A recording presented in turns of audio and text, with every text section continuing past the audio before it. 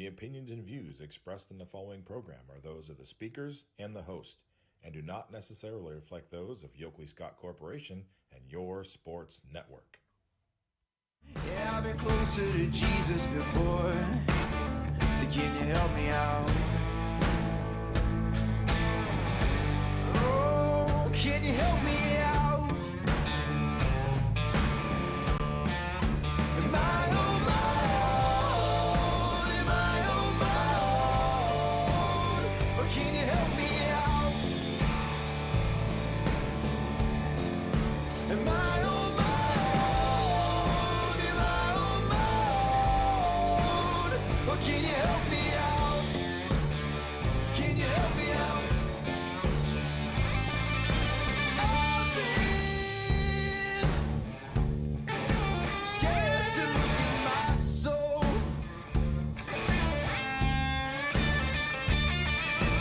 I've been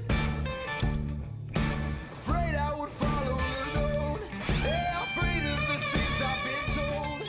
Welcome into a Thursday edition of Running Points, presented by Greenwood Chevrolet on Mahoning Avenue in Austintown. We're back in the studios. Ron Potesta with you alongside Anthony Hartwig. Hello there, sir. Hello, how You're good. do I sound good? Okay. Yeah, you're good. You're Okay. good. 'Cause Yeah, you're good. It sounds for me. It sounds a little bit more like I'm an air traffic controller right now. You're good. You're good. That's what, Yeah. We're with you till 3 o'clock, at which time DJ and the boys have Power Hour in the 3 o'clock hour. What's going on? when you're talking, it sounds like a pilot. Uh-oh. Well, that's not good. To me, I don't know what it sounds like to the people at home. Okay. This is your pilot speaking. Hang on a Ron second. Podesta. It might be this the volume knob. Is that better? Yeah, that's better. That's a little better? That's a little better. Okay, there you go. Ooh. All right, 330-886-0813, the MP Vivo Heating and Air Conditioning hotline open for business. Boy, we had a blast yesterday over at Mill Creek, and next Wednesday we're going to be back over there when the tournament starts, and we'll get a lot of interviews with some of the participants that are going to be taking part in the National Junior Golf Tournament. We'll be talking with some of the corporate sponsors of the tournament as well. It should be just a great time at Mill Creek next Wednesday. Last night had an interesting game. Scrappers have not been playing good baseball as of late. Yeah, they jumped out to a 6-0 record. But last night, going into last night, they were actually below 500 after starting out the season 6-0. They were 5-7 going into last night's game after the 6-0 start. So they had not been playing good ball. They had lost 6 of their last 8 games heading into last night's game. And the Scrappers were behind, but they found themselves getting a come-from-behind victory over State College last night, 6-3. Bobby Sparling had himself a fantastic night. Couple of hits, 4 RBI, and the Scrappers are now 12-7 on the in the inaugural 2021 MLB Draft League. And Bobby Sparling very quietly having himself a really nice season for the Scrappers. What a name, right? I mean, Bobby Sparling. You better be good at something. Yeah, he's having a solid year for the Scrappers, and the final game of the series against the State College tonight, and that will be Buck Night at the Ball Yard. $1 will get you a general admission ticket, $1 will get you a hot dog, and $1 will get you a beer or soda. So there you go. That's Nothing not too better shabby. than dollar nights. You know, give me $6, pay $1 to get your general admission ticket. All right, you got $5 left. How do you want to do this? You want to go 3 dogs and a soda, 2 dogs and 3 beers, 5 beers and no dogs? I don't know how you want to do that, but it is Buck Night at the Ball Yard, and 5 beers. hey, you never know. You never know. By the way, the GA seats, they're the ones down the third base line. They're in the aluminum the aluminum bleachers. So those are the tickets of which I'm speaking of. Scrappers find themselves a half a game better than West Virginia. They are 10-6. Trenton is 9-6. Trenton is 1 game in back of the Scrappers. Williamsport is 1 game out as well. Williamsport 11-8. The Scrappers are 12-9. Or 12-7. Excuse me. They haven't even seen Trenton yet, right? No. So No, they haven't seen Trenton yet. They haven't seen Williamsport yet. possibly some really big games coming up on the Yeah, horizon. I mean, one of the things that I would hope after year one, because you always have bugs in an inaugural year, and whatever you do, there's always bugs, and there's always things of, okay, we need to do this a little bit better. Let's tear this, look at the big picture, and say, okay, there's a few things that we need to alter, a few things we need to switch, a few things we need to kind of tighten up. This one, for me, is a no-brainer. There's not enough travel in Trenton and Williamsport. It's an unbalanced schedule, which is just... I understand the reason why the league did it, because West Virginia is so close, State College is so close, but it doesn't make any sense. You have to remember that it costs money to travel. I understand that. So you're starting up. You don't have the backing of a MLB franchise anymore. And I don't know if all the teams can afford to have a balanced schedule and travel to Trenton 3 or 4 times. You know, it's just one of those things. Well, I mean, you have to decide where you're going to spend your money. I get that. I get that. I just think that, have a season in which, if it's a 60-game schedule, okay, you play each other 12 times, and you'll go 6 games in one stadium, and they will come to you for 6 games. No big deal. That's great. I think there's some tweaking that will be going on after the first year. I think the biggest thing in a normal COVID year, COVID-free year, you're not going to be starting the season in late May. I'm pretty sure these guys will probably be starting the season around the first week of June, because you have to be able to have the players. And, because COVID pretty much ruined the postseason for D3, D2, and junior colleges, you were able to get those kids in late May. That's not going to be the case next year, because you'll have a D3, D2, and Junior College World Series. Just in case. Yeah. Knock on wood, pray to the baseball god, small g. You should be able to have a normal year in 2022. So one would think, okay, we're not going to be able to do this until early June. Yeah, that would make more sense, and of course that would put the Scrappers back to finishing the second or third week of August? Yeah, close to the start of the high school football season. Yeah, it would be close. I mean, and look, one of the reasons why I think the schedule is so great for the Scrappers is it's not going to be going up against the 2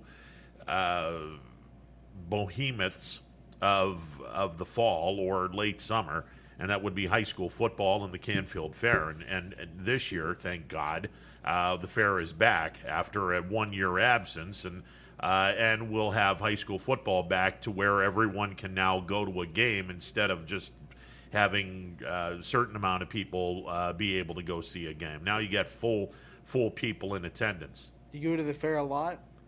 I normally go once or twice, and then that's it.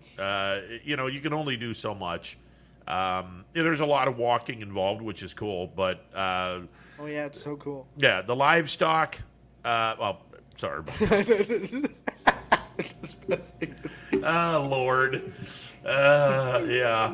That's.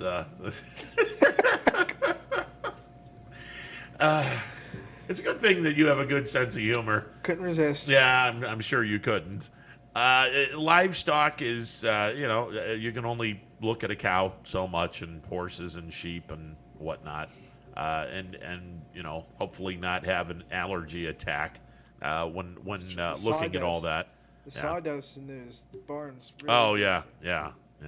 That's. But the bunnies are worth it. Yeah, the bunnies are cute. And then you go into some of the exhibits. Yeah, some of those exhibits are pretty cool. The art exhibits are cool. I always hit up the education building because I want to see what all the high schools are kind of putting in there for their cubicle. Oh yeah.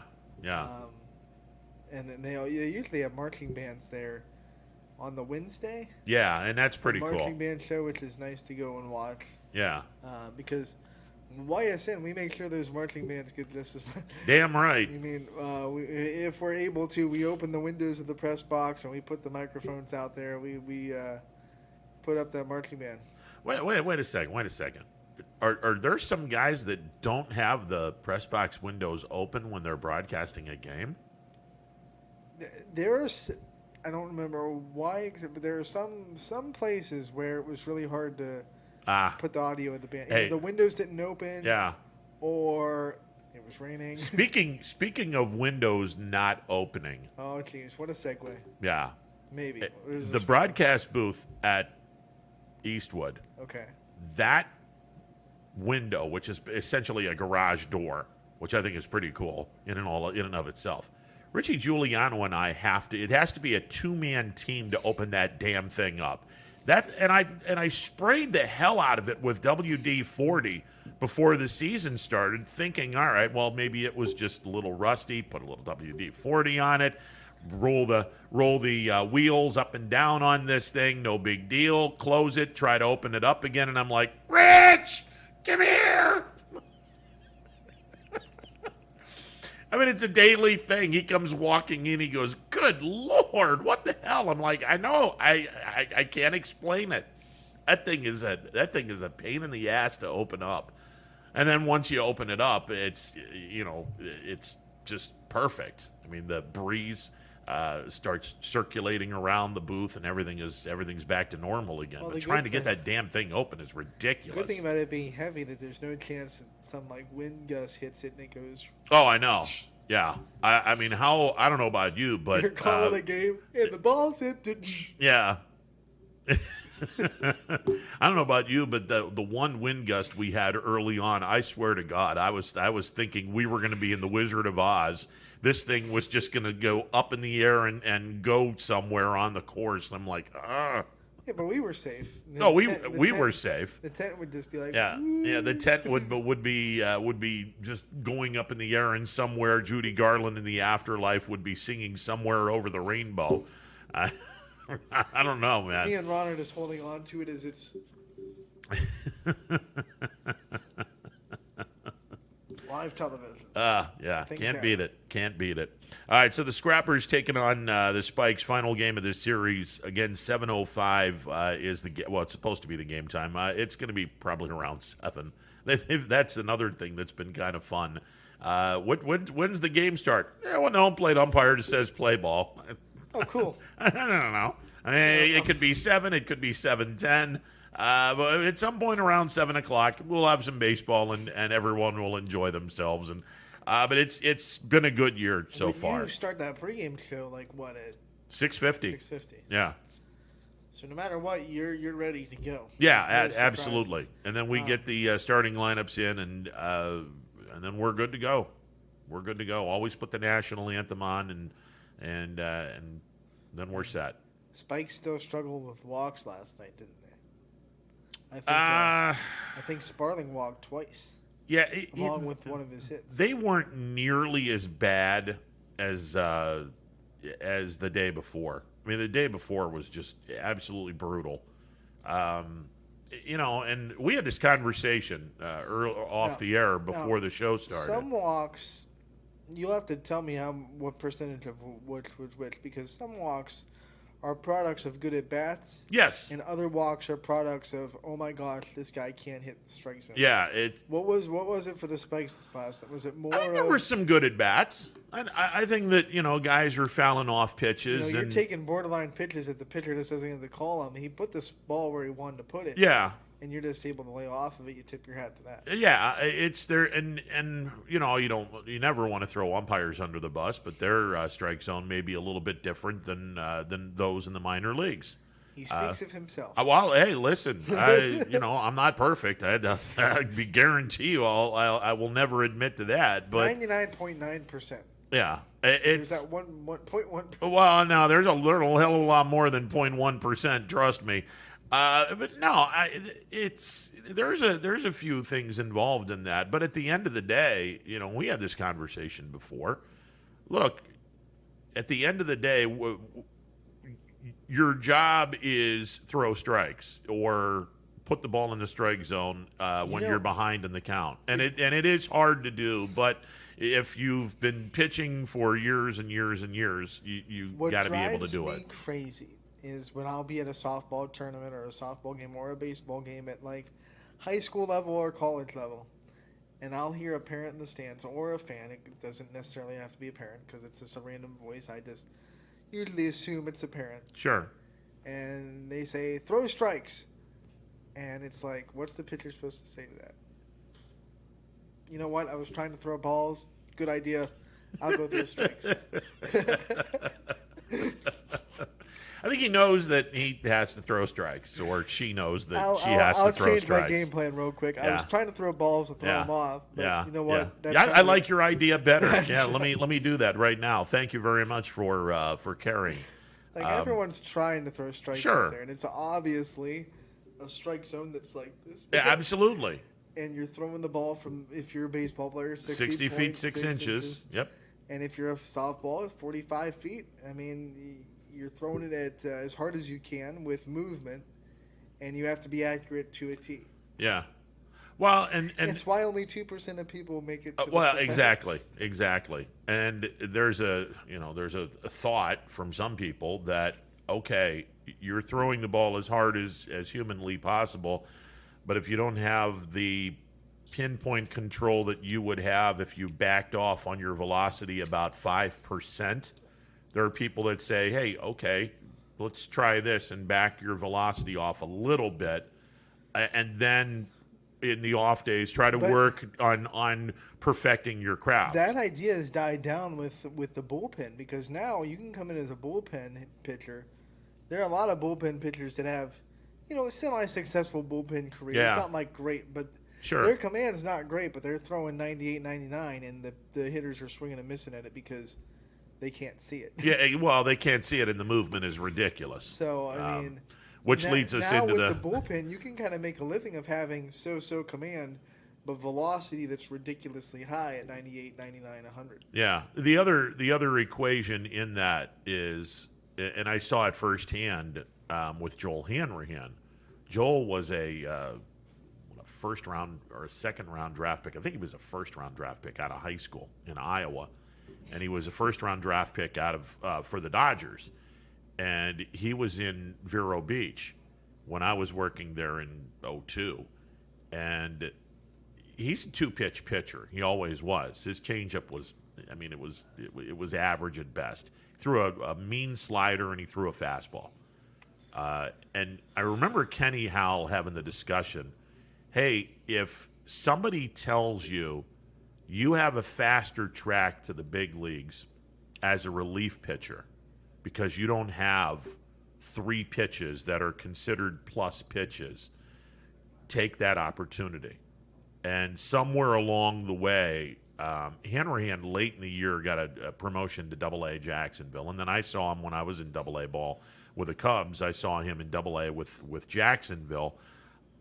And they had already had the discussion, hey, go to the bullpen because you have 2 really good pitches. You could possibly be a back of the bullpen kind of a guy. He went to the majors out of the bullpen. And there are some guys that might be starters in college ball. They won't be seeing the light of day as a starter in the pros. And it wasn't too long ago where if you were a reliever, that was kind of like a slap in the face. Yeah. Now it's like you could be one of the best pitchers on your team as a reliever. Well, yeah, because the bullpen is now is so important. And I think that's helped with the development of pitchers at a young age, because what you used to see, and you can probably attest to this too, kids would be trying to get a number of pitches too early without mastering 1 or 2. And I feel like the pressure of having 4 pitches was so high that there were trainers and pitching coaches that would try to drill into a 10 or 12-year-old, you got to have 3 or 4 pitches. When at that age, you just have to master 1 or 2. Yeah. 2 pitches will get you everywhere in high school. But now you're starting to see the pressure of having 4 pitches at an early age is kind of gone now. And maybe that's one of the reasons why pitchers are developing at such a higher rate. Years ago, and again, you keep in mind it's been 12 years since I was doing anything associated with minor league with major league. It's been only a couple of years, but you get an opportunity to talk with scouts, and one of the hot button controversial topics that a lot of scouts will put their opinion in is what you were just talking about. When you have an 11 or 12-year-old kid and we're going to teach him to throw a curveball. Oh my God. That's just there are the old school scouts that look at that and go, no, his body's not ready.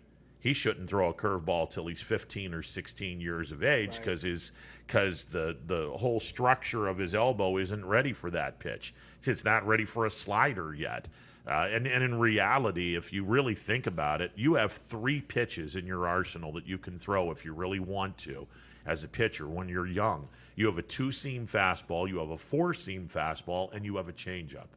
You can throw a circle changeup. That's holding the ball like this with your index finger wrapped around or as close to the thumb as possible, and you throw it with the same motion of a fastball. It's just going to come out a lot slower, hence the term changeup. It's a slower pitch, but it's really effective if you have a great 2-seam or 4-seam fastball. And the fastball doesn't have as much pressure on your elbow.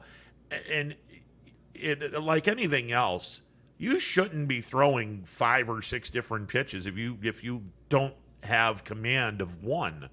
Get the command of one, and when you have that command, then work on another pitch. That's just that's a hot button topic, or it has been, and it continues to be. It's a lot of people have told me when they see a kid in Little League throwing a curveball, they're just envisioning, okay, you're set to have an appointment in about 6 or 7 years with a doctor to have Tommy John surgery, and that's the end of that. And you go and you watch the Little League World Series, the best pitchers are just throwing hard. Yeah.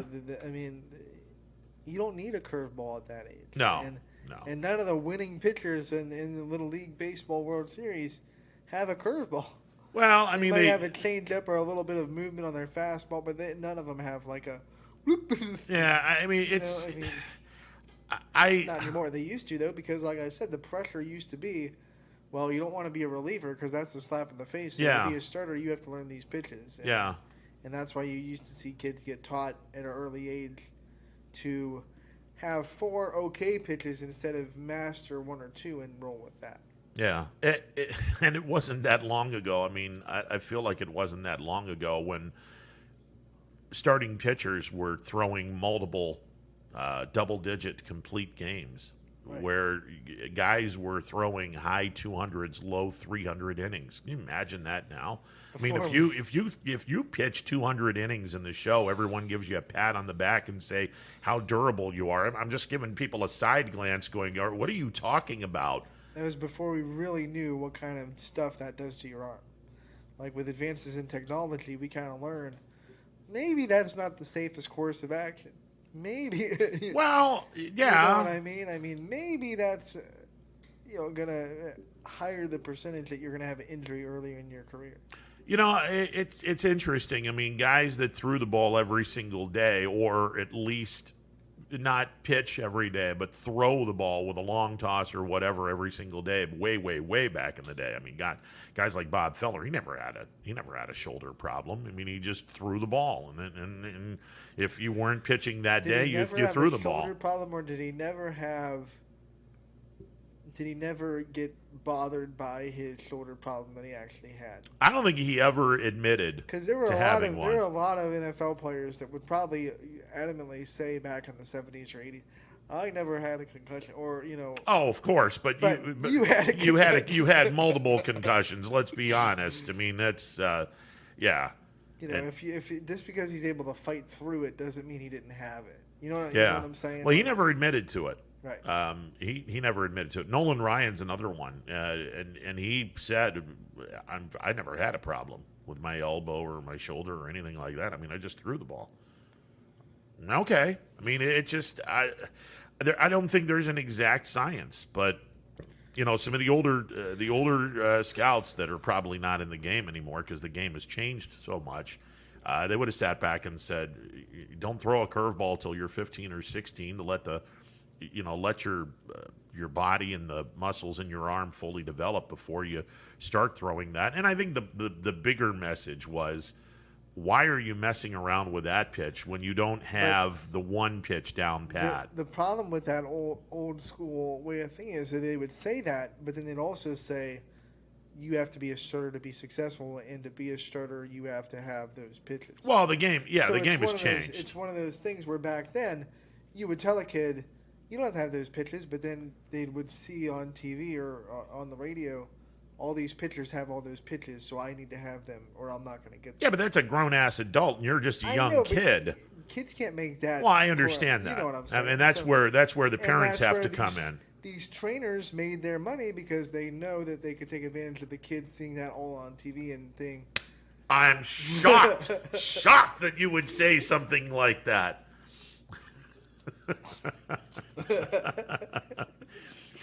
You remember Kevin Youkilis? Yeah. All right. Yeah. Kevin Youkilis has an hysterical Twitter account where he just absolutely destroys the people that do the quote training. And it just essentially says all they're doing is stealing your money. A lot of them are. There are good ones out there. Oh, absolutely, there are. But there's a lot of them that are stealing your money. You better do your research if you're putting your kid into trainers. Yeah, it's a great game to play, and good Lord, if you're blessed enough to be playing at this level where you're trying to do the best or put your best foot forward in front of scouts that are going to determine whether or not you have a future where you can be paid to play this game, you're in a pretty good area in life. Now, I mean, but the game is just like any other game. The game of baseball is just so difficult where you could be really good in Little League Baseball. All right, great. Really good in Pony League Baseball. Really great. And then everyone starts catching up with you. Okay, you weren't as good in high school, but you're still dominant. All right, and then you use your dominance to go to college, and then in college, you were okay, but nowhere close to what everyone thought. That's why this travel scene in baseball and softball is so important, because you're exposed to much deeper lineups than you are in your given high school schedule. I mean, you might go through even the better high schools will go through a schedule, and there might be 4 or 5, if you're lucky, teams that have a lineup that can really hit a good pitcher 1 through 7 or 1 through 9. Yeah. Then you go to the travel baseball, travel softball, and it's like every lineup you're going against has these hitters that are coming for a reason, and it's quality experience to be able to do that. So that's why a lot of softball, baseball is recruited from what you do in the summer more so than what you do in your high school career. Yeah, it's tough. I mean, when you're playing high school ball, it's all right. It's if you're not playing against a really good team, you're not going to get challenged all that much. But when you go up and we'll give the B League for an example, and that's not as good per se as a super elite all-star team, but you do have a lot more difficult lineup to navigate through, or as a hitter, you've got a lot more difficult pitchers to navigate through. You look at some of these teams, and they have some of the best players that we've seen in this area just on their lineup. So they're just kind of picking, and then that's why Class B is a little bit better. It's a cut above. There's no doubt. It's a cut above. And then like the Astro Falcons will go and play outside of Class B and play even a little bit cut above in that situation. So, there's a team down in Cincinnati, and Cincinnati Midland. Holy crap! You want to talk about an organization that, and it's basically nationwide, that they have a side? net. Oh, it's they have a net that's a little bit further out, and they grab some guys. And back in the day, when the B League was in Connie Mack, we used to have a state Connie Mack tournament. Early on, Cincinnati Midland would be in that tournament, but later they were, I think they were exclusively traveling, so they didn't go to the Ohio Connie Mack tournament. They were already put into a regional tournament where they would be in, I think the tournaments were held on campus of the University of Miami of Ohio, and they would be there in Oxford waiting on whoever the top 3 or top 4 finishers from the Connie Mack tournament in Ohio, plus some teams from Kentucky and Indiana, and it would be a regional thing. Oh my God, the baseball that was played either there or Battle Creek, Michigan, which was the other regional spot. Holy crap, was that some good baseball. And that's probably why college coaches flocked to those places. Yeah, because absolutely. That's where they want you to stay. That's where they want to see you play. You don't see 50 college coaches coming to your high school regular season games. Unless you're really good. Unless you're in the state championship, then you might see. But even then, I looked around the softball state championship. There were a handful of coaches, but then I went to McCoon Park the next weekend for the travel tournament, and they had over 50 college coaches there. That's where they go. I mean, that's where they want to see you play. So same idea for baseball. You're going to see a lot more college coaches coming to see you in this travel ball scene. I'm sure Bertolini has made a couple of trips down to Scene Park now that he's allowed to. Yeah. Because the D1 dead period is officially over.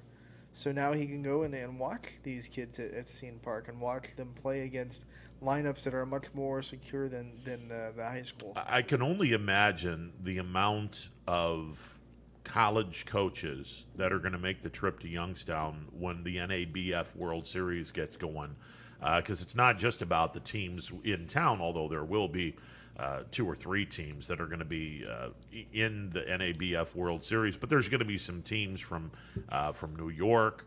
There's going to be New York. Yeah, New York. The New Yorkers are going to be around. Man, maybe we feed them our pizza, and they'll come to the realization that our pizza is better than theirs. They're coming down to watch the leaves change color, man. Yeah. That morphed into some Australian. I think you morphed into some Jamaican. Yeah, I think they're gonna come down to Ohio and watch the leaves change, man. Yeah, forget about it. You're gonna watch the leaves change. Yeah. Get up out of here. Puerto Rico has a team as well, so that'll be pretty cool, and it'll be That's it'll be a long fun. way to travel. Oh yeah. Now they used to prior to COVID. Now hopefully, knock on wood, we get some of those teams to make the trip to Youngstown and go from there. But that's a ways down the road yet. But when the NABF World Series gets going, oh man, I can imagine. When does that start? Do you know? Oh Lord, I'm not even 100% sure, to be honest. The 14U. NABF World Series should be coming up first, because I think the 14U B League season is about over. That should be coming up first. But that'll be fun, and we'll hopefully we'll have a good time with that. Speaking of things that are going to be fun, YSN is going to have the Penn Ohio game in East Liverpool next Thursday. There you go. And that's going to be a blast to cover for YSN. And we're going to have like the media day before and interview a bunch of players before the game. And DJ and Jeff will have the call for it. And we're just excited to be one of the exclusive sponsors and the home of streaming the Penn Ohio game. That's going to be a lot of fun. Down in East Liverpool, they'll play the they'll play the Penn Ohio game. That's a series that, for the most part, has been dominated by the Keystone State. Although Ohio has gotten theirs the last couple of years, that's been a Keystone State dominated series. Not anymore. Yeah, what's that? As Inspector Clouseau would say, not anymore. Not anymore. I do have the information regarding the World Series. The sophomore division NABF 14U World Series will begin on Thursday, July the 8th, and that'll be at Scene Park. July the 8th through the 11th. And then the next weekend will be the junior division 16U World Series. The registration will be on July the 14th. That's on a Wednesday. And the tournament begins on Thursday through Sunday, July the 15th through the 18th. And then the senior 18U division, they actually have two that are going to be going on. The 18U senior division regional World Series will be on July the 7th. July the 8th through the 11th and July the 15th through the 18th. College division, 22 and under. That World Series is going to be Thursday through Sunday, July the 22nd through the 25th. So we're going to be super busy with 22U College Division World Series, the 22nd through the 25th of July. The 18U Senior Division Regional World Series, not to be confused with Classic World Series. The Classic World Series is going to be at Altoona. I imagine they'll play those games at Blair County Ballpark, where the Altoona Curve play. July 29th through the 31st are those dates. The 16U World Series at Scene Park, July 15th through the 18th. The 14U the 14U World Series at Scene Park on July the 8th through the 11th. And the 12U is at, Sloatsburg, New York. And the 10U is at Sloatsburg, New York as well. So there you go. So we'll be busy in the month of July. Scene Park is going to be hopping with all kinds of NABF World Series. Yeah, that'll be fun. And much like yesterday when we talked with Brian, events like that not only put the area on the map, it also brings in some money. The economy. Yeah, and hopefully we have a COVID-free situation where we don't have to have limited fans and whatnot. And by the way, speaking of, pretty much made official in the National Football League, they have said we're open for business. All fans will be allowed in the stadiums. Have the Bills lifted the no? So you still have to prove you have to be vaccinated. From what I understand, and that's not a Bills thing. That's an Erie County thing. But it's the only team to have that. Yeah, from what I understand. Now, I don't know if they're going to be able to do this because here's an interesting thought. And again, and it's not just the Bills. A lot of football teams, there is not a 100%, hey, we've all been vaccinated. There are guys in all 32 football teams that have sat back and said, I'm not getting vaccinated. So I don't know how you can sit back and say with a straight face, well, the fans, you have to show vaccination proof, otherwise you're not allowed in our facility. Really? Then how come some of those players that aren't being vaccinated or refuse to be vaccinated allowed to play football? Because their union denies us the right to say they have to. But you guys don't have a union. You're fans. Yeah. Well, sorry about it. And you might be onto something there. But, life's not fair. Yeah, you might be onto something there. But, yeah, last I heard, Erie County is still saying. Because the players' union would never have anything to do with NFL teams forcing guys to be vaccinated. Oh, I'm sure that's going to be the case with baseball as well. And the baseball union is a million times tougher than the football union. But at the same time, an NFL team, like any business, can say, you have to be vaccinated to come into our establishment. which is scary. Yeah, it is. It's a little frightening, but it's legal. Yeah, it's definitely a little frightening. I don't think there's any question about that. But I mean, we'll see. We'll see what transpires with that. But there are a number of players from every organization that have just simply not decided or have not gotten around to being vaccinated yet. Okay, I mean, it's not gonna slow anything down. It's just very interesting that you don't have 100%. And then you get COVID and your team has to shut down. Well, that's the reaction. You're gonna feel really silly. Yeah, I want to see what kind of reaction is going to occur, and it's not like an owner can sit back and say, "Hey, you have to get vaccinated." But here's the protection: player gets COVID, per se, they'll never be able to say that guy was or wasn't vaccinated to the public.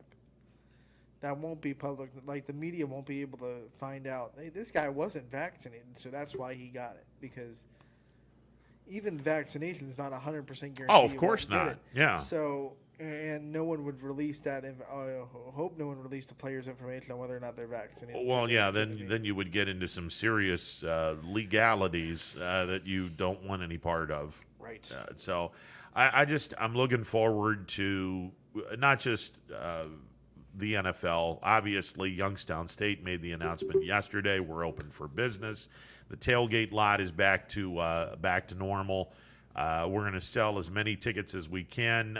Every seat is available at Stambaugh. Fans are not going to be turned away. We're open for business. All right, let's go. I'm looking forward to this. And again, with the Penguins, we mentioned this yesterday, a 10-game schedule. We're not completely back to 100% because of the fact that the Penguins played a spring schedule. So this year is going to be a little bit less of the amount of games, and we'll see. We'll see what happens here. I think the Penguins will be improved. I feel like everything we saw from them this season kind of shows you that Coach Phillips is putting them in the right direction, and I would expect them to put on a better show than they did in the spring. I agree with that. I think that the Penguins are going to be in a much better position than they were in the spring of 2021. I'm interested to see how mad North Dakota State plays this year, being dethroned for the first time in a while and having to kind of not be the perennial favorites coming into next season. Yeah, I get the feeling that they're going to be taking out a lot of frustration on some teams. I gotta believe that especially for the fan base, you look at that team and the success that they have had, and then you look and see, oh, you got bounced in the quarterfinals. Oh, that doesn't sit well with us. That doesn't sit well with anybody. Whose thirst for success is so much that a playoff berth is the underachievement. Oh, I love that. Yeah. By the way, the season is going to start on Thursday, September the 2nd at Stambaugh, Thursday night at 7 o'clock. The Penguins will be hosting Incarnate Word. That is a Division 1AA or FCS program that had some decent success last year. Really? Yeah. Okay. I feel like we're taking on a team that. Incarnate. I'm thinking we are death incarnate. Yeah. Fear us. Here is the word, incarnate. Thursday, September the 2nd at 7 o'clock, and then 9 days later, the Penguins have their money game in East Lansing against Michigan State, which I don't know what to think about Michigan State. Look, they're middle bottom of the pack of the Big Ten, so just like when YSU played Pitt, I think they're vulnerable for an upset. Not exactly in the the bar is much higher than YSU. But when they played Pitt, it's one of those teams that's middle towards bottom of the conference, and then they're always vulnerable to get beat.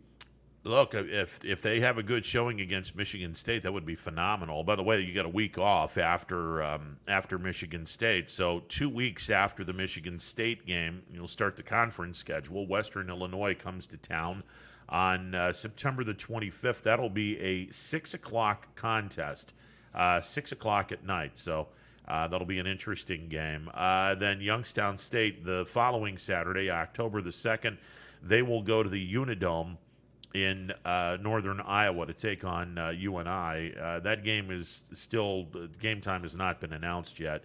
October the 9th, the Penguins host Missouri State. That's Bobby Petrino's team that made a interesting run in the postseason this year. He won Coach of the Year in the Missouri Valley Conference. Yeah, that'll be a fun game. That'll be at 2 o'clock, and then after an off week on the 23rd of October, Youngstown State will go to Terre Haute to take on the Indiana State Sycamores. And then the schedule gets pretty interesting. The national runner-up in the 2021 campaign, the South Dakota State Jackrabbits, come to town on October the 30th at 2 o'clock. That'll be a 2 o'clock start at Stambaugh on October the 30th. The following week, November the 6th, the game time has not been announced. YSU will go to North Dakota. North Dakota had that really good breakout year in their first year in the Missouri Valley Football Conference. And then on November the 13th, it's a 12 noon start. North Dakota State comes to town. The Bison come to town at Stambaugh. You'll have a number of ND State fans all meandering about the tailgate lot and whatnot. They travel really well. Yeah, they sure do. And then November the 20th, YSU makes the trip to Carbondale, which is in the bottom portion of the great state of Illinois. They'll take on the Southern Illinois Salukis, and that game time has not been determined yet. And that's your 10-game schedule. So we'll see. I think 4 wins would be a lot easier to handle if one of the 4 was Michigan State. Oh, I'd love to see YSU knock off Michigan State. That would be phenomenal. But, when we had Coach Phillips on a couple of weeks ago, he has a really good outlook for this team, and it's young. I don't expect this team to go from 1 win or 2 wins to 9 overnight. You got to keep in mind that you have redshirt and true freshmen making up at least half of this roster. It's a really, really young team, but I could definitely see this team getting to the point where those games in late October, early November are going to have a lot of meaning. Where the Penguins get off to a pretty nice start, and they come October the 30th. How many games will they have played? 6 games. I could see 3-3 or 4-2. They'll win some games that they lost in the last kind of quarter. Yeah. In the spring, I think they'll kind of make those adjustments and have more of a winning attitude and not give away the games that they should win. Because there were a handful of them in the spring where they either had a late lead or they had good chances to win that game, and they just couldn't come out on top. So that's what you hope to see. You hope to see those breaks go a little bit the other way. Well, and with the experience comes the fact that some of those breaks, as you mentioned, are going to go the opposite way with better experience, and I think that this team is set to make a jump. I don't know how big of a jump this team is going to make, but I sure do love the future of this program. I think that this program is going to be an awful lot of fun to watch. Just like the men's basketball program, now that Darius Quisenberry and Naz Bohannon have both decided to move on, this program is now very, very young, and there is a bright future with this program. It's just, okay, the freshmen have a do-over. They're still going to be considered freshmen, and they'll have 4 years of eligibility starting with this winter. I'm going to be real curious to see how many of that great freshman class that Coach Calhoun recruited, how many of those kids are going to take that really big leap and establish themselves into a program that needs that for this team to take a pretty good sized jump. And the women's program has the good mix of they still have people coming back, but they have a lot of youth as well. So I think, like last year, just as exciting outlook for the women as the men. Yeah, I don't know if there's going to be a lot of expectation now that you have a number of those kids have decided to leave the program. Mary Dunn is going to finish out her collegiate career at Pitt, which is a good move for her. The young super freshman, Nneka Obiizer has decided to go to Vegas, so she's playing for UNLV. That'll be an interesting jump for her. We'll see what happens, but certainly there's a handful, more than a handful of talent. But again, like the men's team, young. How many of these freshmen are going to step out and say, "Hey, we're ready to go. Let's go here." It'll be fun. It'll be fun to watch both programs. Magistro is going to be bound for a breakout season. Hope so. I'm feeling it. Yeah, I hope so. There's a number of kids that John Barnes has recruited that I'm looking forward to seeing. I think Magistro is a solid performer. I think the young girl from Blackhawk High School, which is a 5-iron shot from here.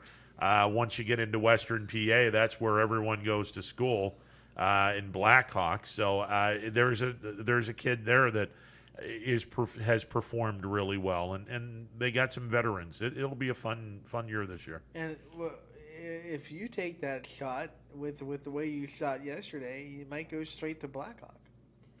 That was probably not though. Well, probably not. I mean, it wasn't. Didn't see it. It wasn't far. It went a couple hundred yards, but it was straight. Straight as an arrow. But then I looked at that and I was like, huh, okay. In Ron Podesta fashion. Well, yeah. He had his moment. Yeah, and then you kind of throw the thing up in the air and you want to catch it, and it caught me instead. So, fortunately, the club part of it didn't catch me. You got the club. Well, I got the small end of it, which is good. I didn't want the big end of it to hit me in the head. That would have hurt. But yeah, I probably should have just thrown it straight up instead of twirled it. I'm not a. You shouldn't have. You should have just taken the shot, put the club down. Well, yeah, but you had to add some flair to it. I got to have a little bit of flair to it. What I should have done was hit it and then twirled it in my hand as if to say, I do this all the time. No, it was such a good shot. You just hit it and you drop the club. You hang on to the alcohol. Let's not get stupid. Yeah, well, listen. All I know is if I were to ask to be doing that again, I can't guarantee that I would be able to do it again. That just that was fun. That was fun. Your dad's gonna look at that shot and be like, "Where is that?" Every time we come out on the golf course. Oh, I guarantee you, if someone saw that, wait a second. At least you have video proof. Yeah. So wait a second. Somebody else shot that, because there's no way that he was able to shoot that one straight. The video's been doctored. Yeah, someone doctored that video. Speaking of golf shots, the U.S. Open going on. When Brian and by the way, I love having him on just to handicap the field and talk about the intricacies. And yesterday he was talking about how the USGA pretty much goes to town on the course. Oh, they're sadistic as all get out. And trying to sadistically and somewhere somewhere in behind the scenes, Snidely Whiplash is doing this, going. I'm convinced that whoever designs that course is a sociopath.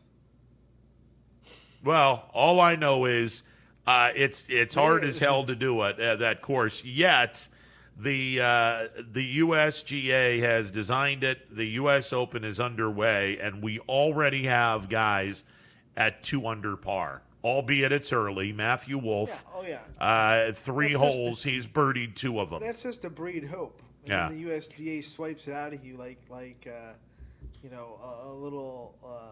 I can't think of a good analogy. I'm sorry, but they're taking the hope right out from under. Yeah, well, they're going to put this nice little trinket right on a rug. You can get it, and you grab it, and then you put both feet on the rug. Terrell Hatton is 2 under through 2 holes. They both started on the front 9. Jason Kokrak is starting on the back 9. You picked Jason Kokrak. Yes, I did. Brian picked Jon Rahm, and I picked Justin Thomas. Okay. So we'll see how that goes. Yeah, we'll see how that works. I won last weekend because my guy finished. Yeah, your guy finished higher. Well, and your guy. Yeah, my guy got cut. Yeah, my guy just sucked all weekend long, and I'm thinking to myself, well, this is his home course. I mean, he should clearly be the favorite. That's the risk you take when you go outside the box and take a guy that was like 48-1. Yeah. By the way, Jason Kokrak yesterday was, I want to say, 130-1. This morning, before the event started, and by the way, they delayed the event because the dew was a little too much, where they felt sorry for the golfers and said, okay, well, we're gonna start this round an hour or so. We can't do the dew. There you go. Jason now 55-1, not 130-1. So Jon Rahm is the favorite, and I think at 8.5-1, he was the favorite in this event. And we talked a little bit about what he did the day before, where he was very calm, very cool in his press conference, not wanting to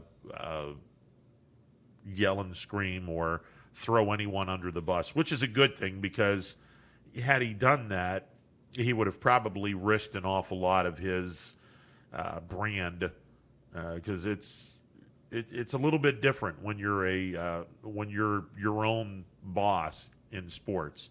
I think Brian hit it on the nail. He handled it a lot better than most people would have. Yeah. So.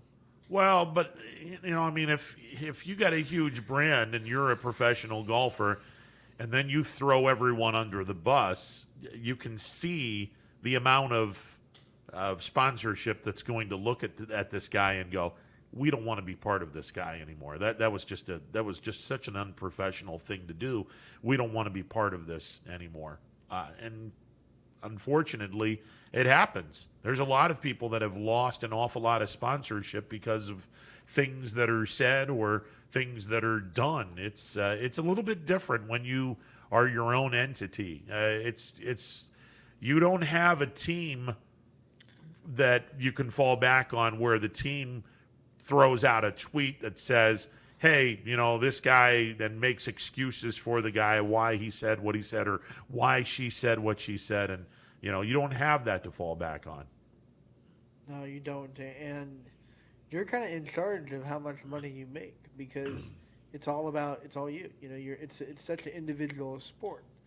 Kind of like tennis if you're not in doubles. Kind of like NASCAR. I know NASCAR, they have teams, but you're still your own brand. You're getting your own sponsorships with your car. Yeah. So NASCAR is kind of the best of both worlds, because you have the team that owns your car, and then you're kind of your own sponsor as well. 42 golfers are out on the golf course. Thomas Aiken is in last place right now. We don't want to pick on Thomas. Come on, why do you have to say that? But he has gone through 5 holes, and he's 5 over. He has bogeyed, triple bogeyed, and birdied. Well, you got a birdie in there. Yeah, you got a birdie in there. Things to looking at. Yeah, so he's 5 over. He's birdied his last hole, and we'll see what happens there. But 42 golfers are currently on the course right now, with a ton of golfers to still be heard from. And the USGA has no remorse for, I can't remember his name anymore, Thomas something. What's his last name? Who are you talking about? The guy that's in last. Oh, yeah, Thomas Aiken. Yeah, the they have no remorse for him. No yeah, they're just looking at that going, and somewhere Snidely Whiplash is doing this. Handlebar mustaches. Yeah. I'll get you, Penelope Pitstop. Yeah. All right, 330-886-0813. We are in the studio, so we can take some phone calls. We went off the tracks. The MP Vivo Heating and Air Conditioning Hotline open for business, 330-886-0813. We're back in a bit. Stick around. More to come on this Thursday edition of Running Point. At Greenwood Chevrolet, we go the extra mile for you. By finding you the right vehicle at the right price. And by being with you for every mile of your journey. Visit greenwoodchevrolet.com and tell us how we can go the extra mile for you. New things happen all day. Some are good, some not so good. In today's complicated world, while you're busy working, playing, and living life, we're busy helping you make sense of the day's news. And there's only one place where it comes together with clarity, context, and accountability. It's 21 News at 6 with me, Madison Tromler, and Derek Steyer. 21 News at 6. It's what the day's news really means to you.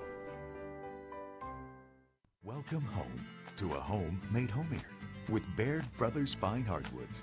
Inspiration starts at BairdBrothers.com and is turned into reality when high-quality hardwoods are delivered right to your home.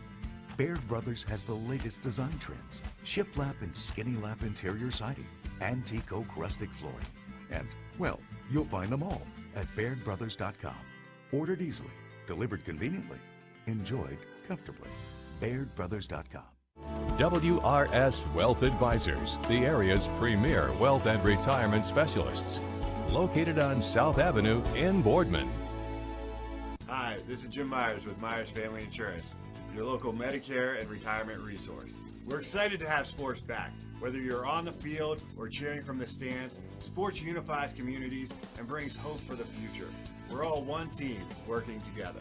At Myers Family Insurance, we know the importance of a great team. Our team continues to grow to help you with your Medicare and retirement needs. The annual election period is October 15th through December 7th. Now's the time to make sure your plan continues to meet your needs for the upcoming year. Call today. Hi, I'm Colin Chupa. And I'm Kelsey Clem from K-Squared Marketing. Our boutique marketing firm specializes in media planning and buying, public relations, event marketing strategies, and strategic sponsorships. We can integrate our services with your existing game plan, or we can be your entire marketing team. Your goals, our game plan. Let's win together. Call K-Squared Marketing at 330-623-2730 or visit ksquared.marketing to learn more. At Hubbard Chevrolet, Hubbard can help you get the financing you need regardless of your situation. I'm Tony Page, and I've helped thousands of customers in Northeast Ohio and Western Pennsylvania buy a vehicle. Bad credit, no problem. I can get you approved for a low-interest loan and maybe even a low-payment lease on a new car at the #1 Chevy dealership in Trumbull County for 3 years in a row. Visit HubbardChevy.com to get pre-approved or come see me, Tony Page, to get a new vehicle today. Remember, folks, Hubbard can help. Every customer has a story, and at Greenwood Chevrolet, we are committed to making sure it ends with you in the right vehicle. I get to be part of somebody's adventure, whether it's buying a car for the first time, helping them get approved, or finding the perfect car for their budget. I'm proud that people trust me with their finances. They trust me to take care of them, and they trust me with their story. I'm Tracy, and I'm ready to go the extra mile for you, only at Greenwood Chevrolet. Quality, customer service, and integrity. Those are the 4 words that have driven our success since 1957 at Joe Dickey Electric. Joe Dickey Electric is one Mahoning Valley landmark business that stays current with the requirements of our customers. Family owned and managed, we are an electrical contractor and energy solutions provider. Every member of our team adds to his or her skill set through ongoing training. Residential, commercial, industrial, automotive, and more. We keep ahead of the needs of our customers with a fleet of more than 50 vehicles and 24/7 emergency service, so you're never left in the dark. Jimmy Sudman here, Director of Isle, Purple Cat, and Golden String. We are happy to support YSN and 2 of my favorite people, Scotty Mincher and Super Dave O'Malley. We are an agency that provides services for adults with disabilities. We infuse humor, passion, and joy into their lives. If you know of any folks with disabilities that need our assistance, please contact us.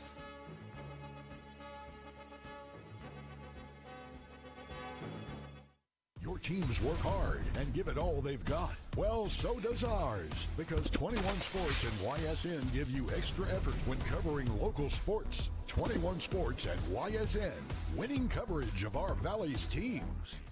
When looking for home design inspiration, don't just be inspired, be Baird inspired. Whether new or remodeling, Baird Brothers has the latest trends like shiplap to refresh your home. Go from inspiration to installation with our wide selection of in-stock American hardwoods. From the rustic charm of antique oak to the warmth of traditional cherry, Baird Brothers has what you need to make your home inspiring. Baird Brothers, our family's heritage, your family's home. Welcome back to a Thursday edition of Running Point, presented by Greenwood Chevrolet on Mahoning Avenue in Austintown. Ron Potesta with you, alongside Anthony Hardwig.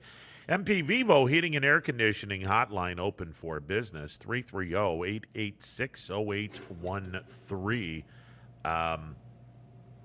The Browns and the Steelers both had their mandatory mini camps, and I think they're pretty much done now.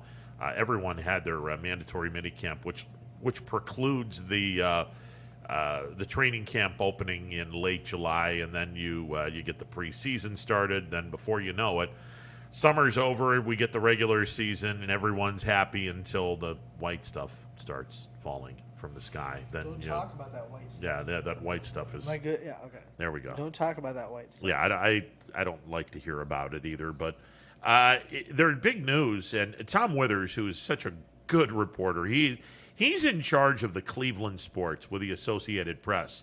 So he'll cover the Indians, and he'll cover the Browns and the Cavaliers, and he's been a fixture from all three organizations, and he writes for the Associated Press.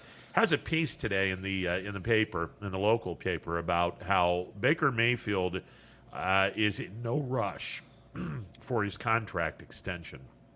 This is going to be Baker's fourth year, and as a first-round draft pick, all first-round draft picks sign a 4-year deal with a 5th-year option. That is that's the rule that the Players Association agreed with the union, that all of the first-round draft picks would have a team option for the 5th year. And it's up for the teams to sit back and say, well, we're going to say yes to the 5th year.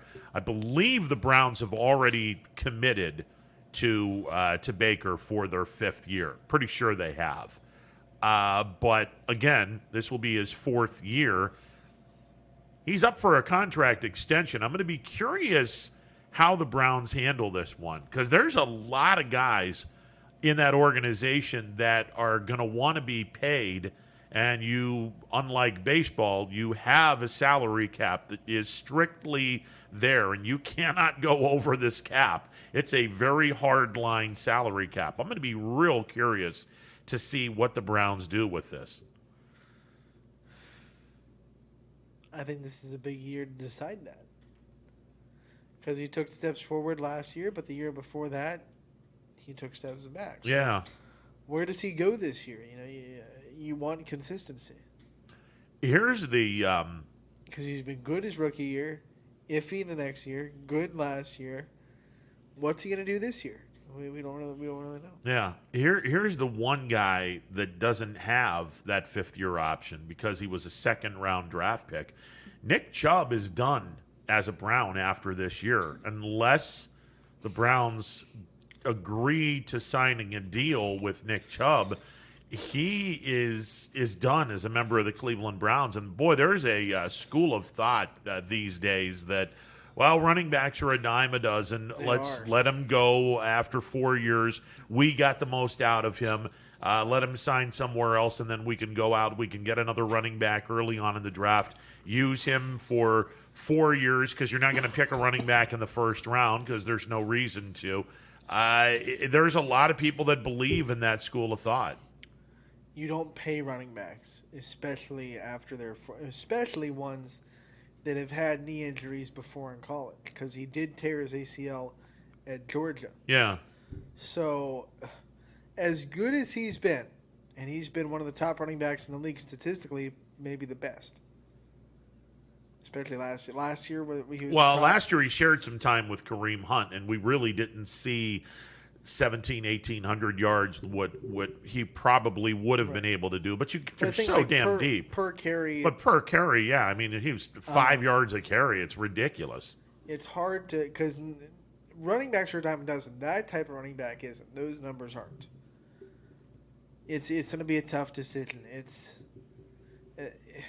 You don't want to take a chance on this guy because you don't know how much longer he's going to last, honestly. Yeah. Because the Browns need that running game, so they're going to rely on him. But also, you have Kareem Hunt, so maybe that can tell them that they cannot put the pressure on Nick Chubb to have to give him a lot of carries a season, and they can, control his workload a little bit. So maybe they'll be more willing to sign. I don't know. I feel like you not only would you sign him, you'd sign him to be a two running back tandem. Yeah, I feel like they invented a secret sauce with Kareem Hunt and Nick Chubb. Now, obviously, it's not going to Kareem Hunt cheap because of what he did. Yeah, absolutely. But I feel like they've invented a secret sauce. Now, obviously, not a lot of teams are capable of getting two really, really good running backs on the same team, let alone keep them on the same page. But if the Browns decide, hey, we can't sign everybody, we got to narrow this list down, I'm wondering how high Nick Chubb is on that list. Because I can tell you right now as a Bills fan, if Nick Chubb were a free agent, I think Buffalo would look at him and go, okay, he's good for 1,400 yards in the right offense, and Lord knows if you had him, then pick your poison. Do you stop Nick Chubb or do you stop the aerial antics? The Bills would grab him faster than Pac-Man grabs the little dots. And I think Kansas City would be in the same situation as well. Now listen. Did you see what Le'Veon Bell? Yeah. Oh God. How about that? I actually wanted to ask you about that. He keeps digging himself holes. How many times have we sat back and said, you never want to burn a bridge per se, and then this clown decides, I'm never playing for Andy Reid again under any circumstances. I'd retire first. I'd retire first. What? What did he do? That literally, you've never heard a player or a coach badmouth Andy Reid. I mean, what did he do? Piss in your Wheaties? Good Lord. Stole your cheeseburger? I don't get that one. Oh, man. I just looked at that and I was like, wow. Le'Veon's already lost a step or so. He wasn't really all that great in Kansas City. I mean, he was nice, but he wasn't great. He's mad he didn't get the opportunity. Well, you went to a team that throws the ball way more than they run it. Exactly. And they already had a running back. You went there to get a ring, and you're mad that they didn't win the Super Bowl. That's what's wrong.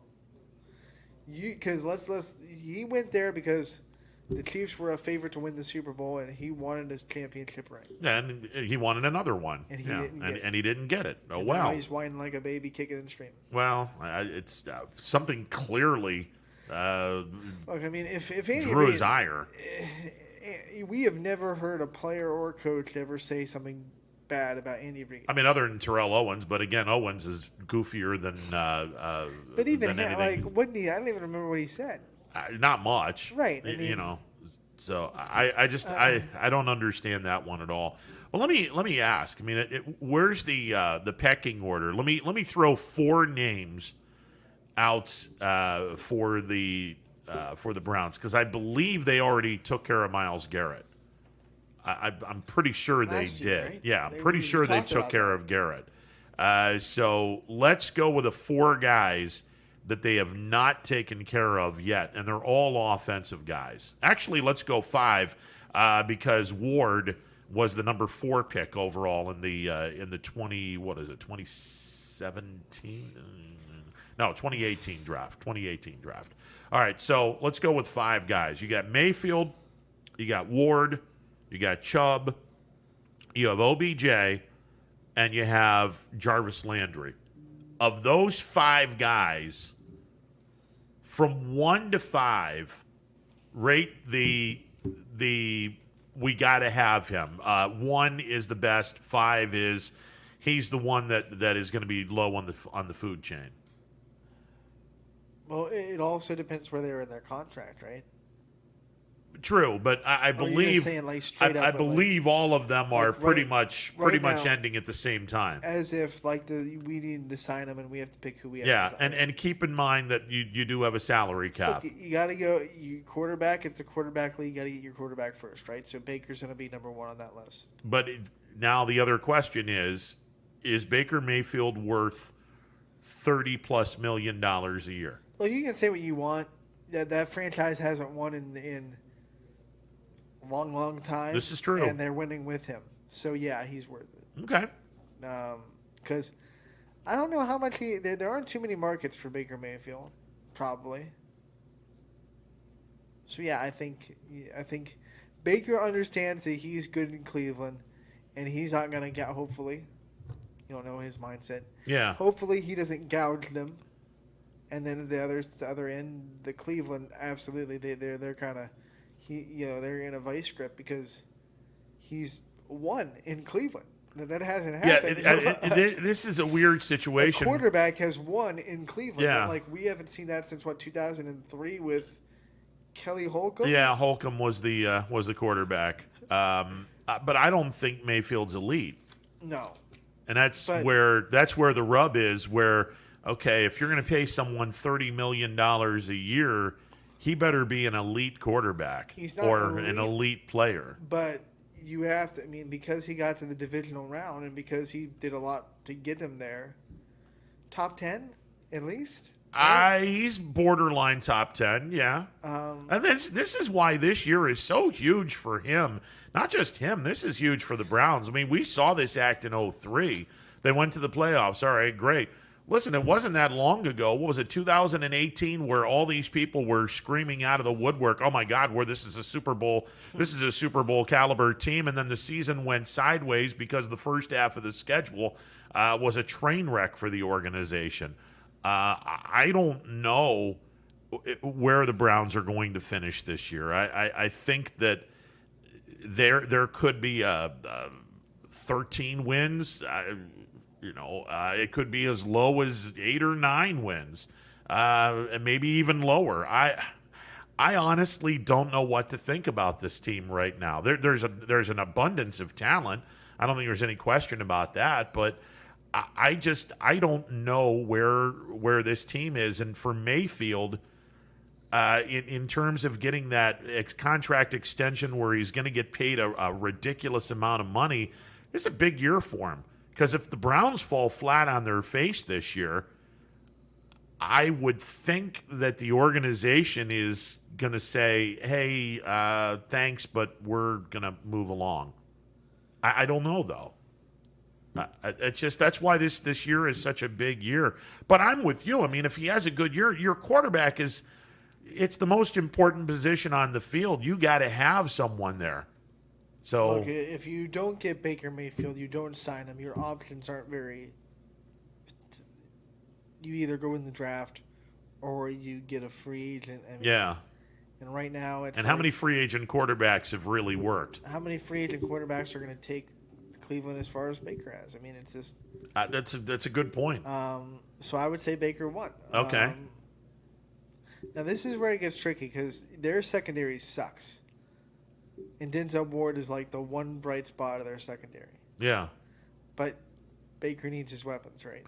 He needs his weapons. So I think it's a coin toss between Jarvis Landry, who I think is the head of that wide receiver group, and Denzel Ward. I think I would flip those two and 3. Okay. Interchangeable. I would probably put Landry ahead because he's going to demand more.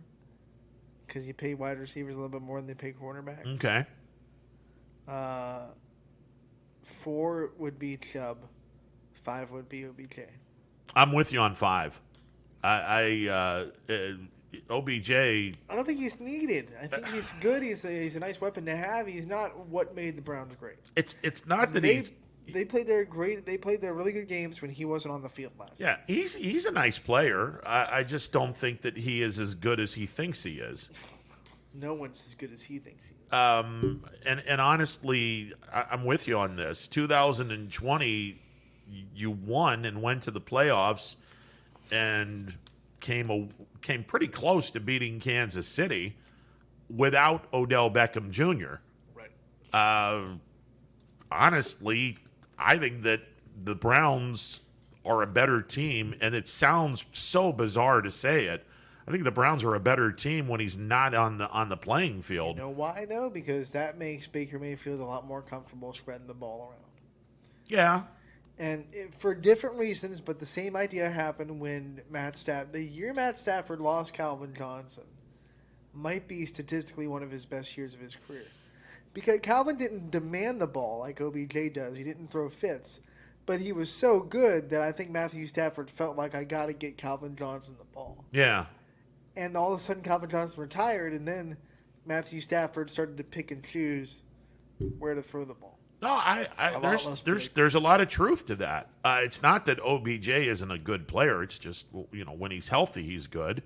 I just don't think that the behind-the-scenes diva act is worthy of a large contract. Here's what OBJ does bring to the table, and I've said this before. There are some wide receivers, whether they deserve it or not, as soon as they step on the field, there's this stigma of we have to make sure we're blanketing that guy. Yeah.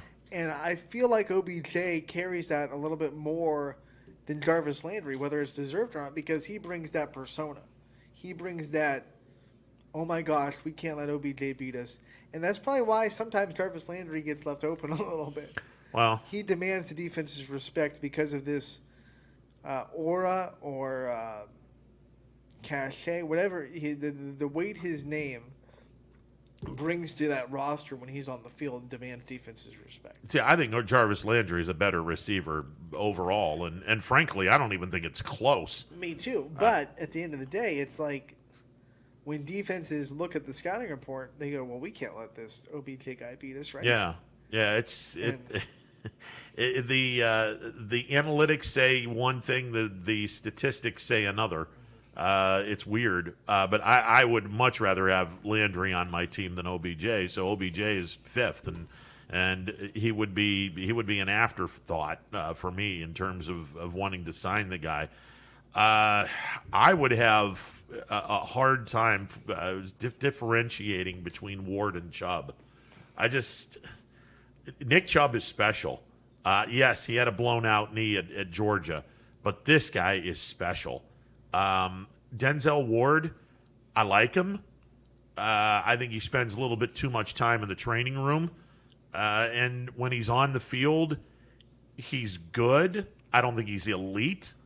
I think he's a solid number 2. I think he's a solid second banana in the secondary when you have a better. But on that team you don't have exactly. On that team you have to have him as a 1, and I don't look at him as a 1. I think he's more important to his position room than Nick Chubb is to the running backs. Yeah, because Kareem Hunt's there. Exactly. If Kareem Hunt wasn't there, then I think that you would probably have Chubb without any question ahead of Ward. But because of the circumstances, you'd probably have Chubb at 4 and Ward at 3. How long do they have Kareem Hunt for? Is it a long? I think this is it too for him. Well, then you got a problem. And then you have to choose which one do you want. Saying, well, we either take one. We can't sign them both. You take one and then go get a lower level guy. All right. Well, let me ask you. Which one do you take? Do you take Nick Chubb or do you take Kareem Hunt? Now, keep in mind, Kareem Hunt's a Cleveland guy. He was born and raised in Cleveland, so this is an interesting dilemma. Do I trust Nick Chubb's knee more than I trust Kareem Hunt's ability to stay out of trouble? That's a good question. Woo. Yeah. Wow. Yeah, that's a good question. If it was between those two, I would take Chubb. Yeah, so would I. I mean, that's not even close. For me, I don't think it's close. And then I would just go get another Kareem Hunt type of running Yeah, back. go get a nice young running back and let Chubb be the guy. Might be available next year. I don't know what kind of contract they signed, but Damian Williams left Kansas City pretty quick and signed with, I believe, Baltimore. And he was our running back in the Super Bowl, scored the nail coffin touchdown. He fits that Baker Mayfield system, going out of the backfield. He's a very Kareem Hunt-esque running back towards the tail end of his career, but he would be a good someone to get to relieve Nick Chubb of some carries next year if they had to get rid of Kareem Hunt. Just a thought. Is going back to the Chubb-Ward argument, I think that all things being equal, I'd rather have Chubb than Ward. If all things are equal. But in this situation, they're not equal. Landry, to me, is a solid number 2. And again, I like Baker Mayfield. I don't love him. I don't know if he's the guy that can lead this team to a conference championship, let alone a Super Bowl championship. I don't know. I have to see this year to see, okay, this is his second year. Everyone has been saying, even the experts, some of the experts are saying, this guy could have a huge year because this is going to be year 2 with Stefanski, year 2 with the offensive coordinator. Let's see what this guy brings to the table. I think Baker Mayfield is good enough to win with a very solid support cast. Because quarterbacks win Super Bowls in different ways. Yeah. He'd be more of like a Elvis Grbac winning the Super Bowl, where he does his job, he doesn't lose you games, makes plays when you need him to make plays, but you're not going to Patrick Mahomes him and say, we need you to make every play. You're not going to Josh Allen him, or you're not going to Aaron Rodgers him, or even Russell Wilson him, and just say, go out there, make 40 or 50 passes a game, and win us the game. You can't do that with Baker Mayfield. No. But I think he's good enough to win a Super Bowl if he has the right kind of situation around him. Yeah, if it's all depending on you have to go X amount of yards to win the ball game, I'm off the Baker Mayfield train. I think Mayfield's at his best when he has a really good supporting cast around him. I don't know. That's hard because if I'm just going to say there's one drive, and Baker Mayfield's not at the top of the list of quarterbacks I want. But he does have that clutch kind of gene where he can make plays when he has to make plays. That Kansas City game, they looked dead in the water, and he made a lot of plays to get them to score. That's a fair point. They should have scored before halftime. I know a lot of Browns fans call it that play. But that's a touchdown 9 times out of 10, and Baker Mayfield drove them down the field to get to that point. They scored a touchdown. I believe that would have made them lead at halftime, or at least been a lot. I don't remember what the situation was, but that would have been a big score, and Baker Mayfield was a big reason why they made that drive. So he's got that kind of clutch gene where he makes plays when you want him to, but he's not the quarterback that you can make all the plays or make most of the plays. It is an interesting thing that's going on because he and this class of 2018, which is turning out to be a hell of a good class for the AFC, because you have Lamar Jackson and Josh Allen in Baltimore and Buffalo, respectively. They're in the same boat as Baker. They're all waiting for that contract extension. And I swear the 3 organizations are looking at the other 2 saying, okay, which one of us is going to set the bar here? And I'm convinced that the Browns are looking at Baltimore and Buffalo saying, come on, guys, set the bar so I can sign Baker. And the Bills are looking at the Browns and the Ravens going, hey, someone set the bar here so we can figure out what we want to pay Josh Allen. Somebody's got to blink. Somebody has to set the bar. Game of chicken. Yeah, and I think it's going to be interesting to see which quarterback gets signed first. It's kind of like setting a second bar, right? Because no one's going to do what the Chiefs did. Well, exactly. But then again, nobody has a quarterback like Mahomes. Right. So it's like the second bar almost. Yeah. It's because the first guy that signs is going to probably wind up getting the third lowest money of the 3. because the other two organizations are going to, okay, well, they paid him X amount of dollars. We're going to probably have to pay our guy a little bit more because he set the bar. Now we have to pass it. I mean, it doesn't work that way. Baker looks to Buffalo and says, Josh Allen signed for X amount of money. Yeah. Well, I better get at least that or more because I want to be higher than, it's his ego trip almost when you see one guy get paid. Exactly. Now, he's nowhere close to Josh Allen, but especially, I mean, if Baker Mayfield beats Josh Allen this year. So that's why this year is so important. I mean, if let's say that Buffalo and Cleveland play in the postseason and Cleveland happens to win, you're going to have some people say Baker's getting paid. Baker's getting paid, and he's going to get paid more than Josh Allen. If Baker wins in the playoff game this year, he's getting paid. Absolutely.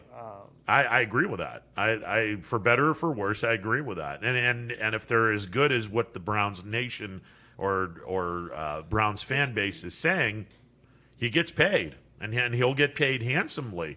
I'm just wondering. It's just so funny how quick it changed because before last year started, we were talking about how deep the NFC was and how not deep the AFC was. Oh my gosh, it's turned on a dime. It's like, boop. Yeah. All of a sudden, the NFC not that deep, and the AFC is like, geez, you got the Chiefs, the Bills, the Ravens, the Browns, the Steelers. Yeah. Well, the Chargers in there probably this year. Last week, I talked about this. I mean, let's go down the list. You get the Bills, and the AFC East is not a guarantee because the Dolphins and the Patriots are going to be a pretty decent team. So let's throw those three into the fire right now, and then you throw Indianapolis and Tennessee into that. That's 5. Cleveland, Baltimore, and Pittsburgh. That's 8. Kansas City, and I, honest to God, believe the Los Angeles Chargers are going to be a lot of fun to watch, and they're going to be tough. So we just named 10 teams. We just named 10 teams. The question is, how many of those 10 have a legitimate shot of winning the AFC? I would say 4. Well, forget about the AFC for a second. There's only 7 playoff spots. Right. 3 of these teams that are saying, hey, we're going to go to the playoffs and we're going to do all kinds of damage. You're not even going to get into the postseason because there's 7 spots for 10 guys. And we haven't even included Denver if they were to get Aaron Rodgers. I mean, and that's not out of the realm of possibility because I got news for you. Aaron Rodgers is not coming back to Green Bay. Another John Elway classic. We can't develop a quarterback. We'll just go get a Hall of Fame one in free agency. Yeah, I think that ship has sailed where the moment that the Green Bay drafted the young kid to be Aaron Rodgers' replacement, Jordan Love, that hurt. Rodgers just sat back and said, okay. The way the season ended was like the last straw on the camel's back. Yeah, and I honestly just don't think that he wants to go back there. The first episode he did on Jeopardy, one of the guys, that was phenomenal. His answer was, "Who wanted to kick that field goal?" And I was like, "Oh, you're really wanting me to say something here? I can't say it, but I will." He said, "That's a good question. It's not for me to answer." And like you could tell, he was like, "Yeah, he wanted to say something." It's a good question. But I honestly, I don't think he's going to be playing in Green Bay this year. I think his career at Green Bay is over. And let's say that Green Bay decides to trade him to Denver. Now all of a sudden you just picked your 11th team in that conference, and now that conference just gets so much more convoluted with teams to where we're guaranteed 4 teams, your divisional winners get in, but the wild card, good luck with that one. That's why all those AFC games are going to be so important. When Cleveland plays Kansas City on opening day, that's going to be a huge game. And honestly, the 5th game of the season against the Chargers, that is going to be, other than the divisional games, that game might be the most important game on the Browns' schedule because it's going to be against a team that is probably not going to win the division. Let's be honest, Kansas City's a cut above the Chargers. So these two teams are going to be battling for a wild card spot, and the first tiebreaker between two teams is head-to-head. That's going to be the most important game other than the divisional games on the Browns' schedule this year. That, and I mean, they don't play the Titans or the... Yeah, or the Colts. But they play the Patriots, which will be another important... And that's another important game. And I will remind everyone, New England is not as bad as what people think. They had 8 guys that didn't play last year because of COVID.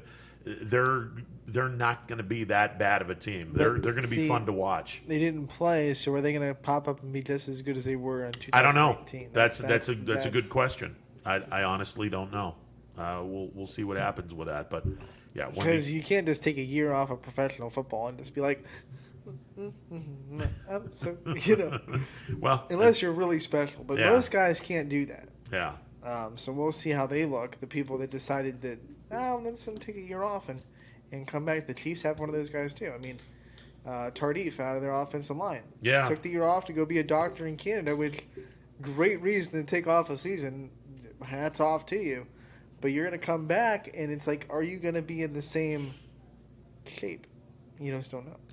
Yeah, and is the desire still going to be there? You're doing workouts on your balcony. That doesn't really match up to doing workouts at an NFL level. Yeah, and is the desire going to be there? The first time you get plowed over, are you going to be thinking to yourself, I had a little bit more fun being a doctor in Canada than I do right now, so maybe this isn't for me. You're 100% right on this. That stethoscope was a lot lighter than these shoulder pads. I'm telling you that right now.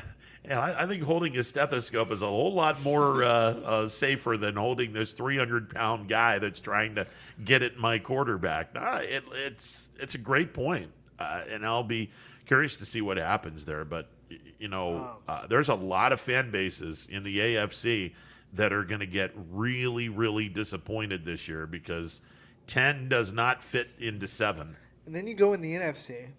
And if Aaron Rodgers leaves Green Bay, like you said, oh my goodness, there goes them off the table. Well, yeah. Well, I mean, who wins that division? But who's the best team in that division? Chicago becomes the best team. Yeah, I mean, Minnesota could, I can't say immediate no to Kirk Cousins. You like that? Yeah, you like that. I'm intrigued at Washington in the East a little bit because their defense is legit. Yeah, and no one else seems to be stepping up. Maybe New York. But the East will still be the worst conference in the NFC. True. Maybe the winner will actually have a winning record this year. I hope. Maybe they'll have 9-7. We can only hope. Well, no, 9-8, because we have 17 games now. Oh, right, 9-8. Yeah. You can't if you go 8-9, you don't have a winning record. You can't be even. Yeah. No more evens. No more even Stevens.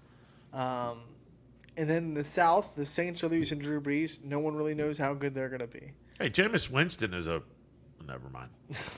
I wanted to say a good quarterback. I mean, that might be Tom Brady's show. We're all sticking to it in the South. I know that hurts. Over in the West. Oh, the West. 49ers are like a hot mess because they're all injured. Seattle is still. Will Russell Wilson be happy or not? Well, he already said, "Hey, all that stuff was he said it was overblown." But does he think it? Oh, of course not. I mean, yeah, you can talk a good game, but inside, Russell Wilson has always been a guy that's been pretty straightforward. But still, you just never know. The Rams are just you don't know what Ram team you're going to get half the time. Yeah, but they got a better quarterback now. You don't know what? Yeah, right. They do. Yeah.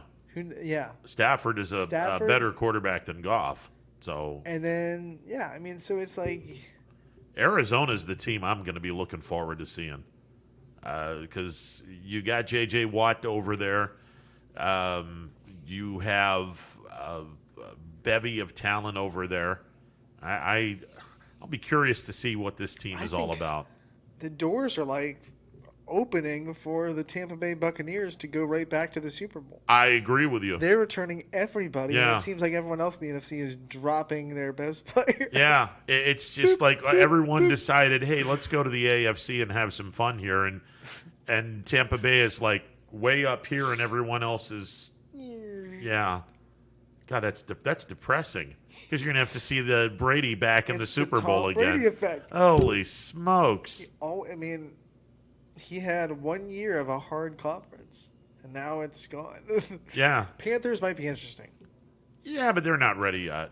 Now, how many times do we say a team's not ready yet, but then all of a sudden it's like, oh.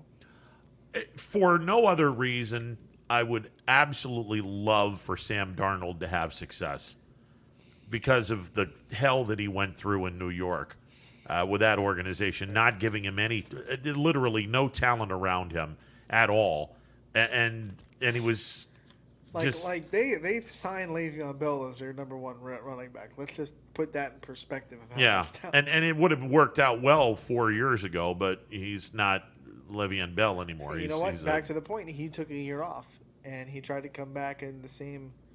He wasn't Le'Veon Bell anymore. No, well, that's a good point. It doesn't work. That's a good point. I would love for Sam Darnold to have a big year, but I think the prohibitive favorite in that division's got to be Tampa. I mean, kudos to that front office for getting everyone back on board the train. Because how many people would have sat back and go, got my ring, thanks a lot, guys, I'm going to go get the money now. Yeah, but when you have Tom Brady on your team, it's just this you want to play with Tom Brady. It's almost why the Chiefs did what they did with Patrick Mahomes, because they signed him for a lot of money, but 10 years. So they figured he's going to be here for a good chunk of his career. And if we have to go into free agency, who's going to say they don't want to play with Patrick Mahomes?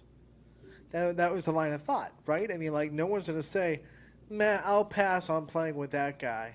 You know what I'm saying? Yeah. So it's kind of like the Tom Brady thing. It's like, who's going to say, nah, I'll go somewhere else. I'm done playing with Tom Brady. There are some special. I mean, it just depends. There are some special guys in the NFL that you would kind of run through a wall for, and you would never kind of. Yeah, but I think once you get the ring, your tendency is to get the ring first and then get paid. But it didn't happen in New England. No. Not one of the years they won a Super Bowl did an all-star guy just be like, you know what, I'm going to go get paid now. Yeah, but they didn't have many all-stars over there, which was one of the reasons why they were Gronk so never great. Left New England. No. None of their big defensive players ever left New England. And that had to be something more than just their front office and Bill Belichick. It had to be a little bit of, we're playing with someone special, let's not ruin this. Well, either that or, hey, if we all stay together, we can win multiple rings and let's go. Too. Yeah, and you could be right with that. Because the show they put on the Super Bowl, they're probably thinking to themselves, all right, this is really set up for another. Yeah. Another one. Well, I would advise though that whoever plays Tampa, if they get back into the Super Bowl, I would think that they would not have as bad an offensive line as Kansas City had at the end of the year. I think if Kansas City's tackles had been healthy, that game would have been a lot different, a whole lot different, because then you'd have Mahomes on his A game where he has time to throw the ball, and I think that game would have been a whole lot different. It would have been a hell of a lot of fun to watch. It's unfortunate, but I said before, I 2 weeks after I watched the All-22 because I like pain and suffering. And there were multiple plays where everyone gave that secondary credit, but there were plays where they shut the wide receivers down. I'm not taking. Oh, sure. But there were plays where Tyreek Hill gets loose, and you look at Mahomes, and he's already running for his life. Exactly. If he had one more second, one more second, if you had to sustain the blocks, and he has one more second, and Travis Kelce dropped some balls. Yeah, absolutely. And what are you gonna do? Yeah. I wish he would have dropped some balls when they played in the AFC title game, but it didn't happen. So, it is what it is. But it just goes to show if you have a pass rush, any quarterback is in trouble if you have a pass rush. Yes. That is the equalizer. That's why even quarterbacks that can throw when they're parallel to the ground. Yeah, look, I mean, the quarterback is a huge part of football, but so is the left tackle. and so is the defensive ends. Those are some big pieces. You got to have them. Painful lesson that unfortunately the Bills learned in the conference championship game. You didn't have any pressure on the quarterback, and any quarterback is going to kill you. An elite quarterback. Oh, good Lord. They're going to be like, give me that cheeseburger. I got so much time. Oh, there's a guy open. There's another point in that Super Bowl. The Chiefs pass rush, which is usually pretty good, was non-existent. Because that line was, that line was good this year. Usually the Chiefs pass rush is the best part of their defense. Yeah. And Frank Clark did nothing. And I think Frank Clark had 1 sack, but it wasn't relevant. It was when Tampa Bay already had a lead. Yep. And their other pass rushers. Yeah. Chris Jones, who's a big boy in the middle. Nothing. I know nothing. Everyone is hung up on the great quarterbacks, and yeah, you should be. But look at the offensive and defensive lines and tell me if those lines are both elite. Chances are this team's going to go a long, long way in football. Well, one of the things about the NFL though right now is there aren't a lot of offensive lines that are. Exactly. Most of them are like. Yeah. Yeah, they're good. They're sufficient. Cleveland's is pretty damn close to elite. Yeah. Which we didn't think it would be. No, exactly. And that's one of the reasons why the Browns had so much success last year. They got gold when they acquired Teller from Buffalo. They got gold because he wasn't anything to write home about. But change of scenery, oh man, he's fantastic. So I'm gonna be curious. Just gonna be real curious as to the Browns and the article by Tom Withers today in the local paper saying that they're in no rush for a contract extension. Let's look at this year. Let's see what happens. If he has a great year, pay the man. If they are one of the 3 teams that we just made 10 teams that have a legitimate case to go to a playoff in the AFC, and if the Browns are one of those 3 teams that's on the outside looking in, I don't know if they pay him. I don't know. It'll be very interesting to see what happens there. I think that would depend on why they didn't make the playoffs. That's true, too. If he has a great year and their defense is giving up 30 points a game or whatever, and they just can't win a lot of games, Yeah. I mean, if he has statistically a great year, okay. But then again... But then you're going to sit back and say... There are plenty of quarterbacks that have great statistical years that don't make the game-winning plays. Sure.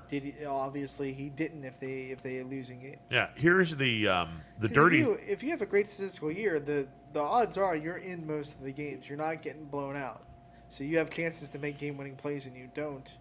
Well, the dirty secret that Phillip Rivers was a big component of that. The dirty secret that nobody really talks about is some of those stats are padded due to we're getting blown out in the fourth quarter.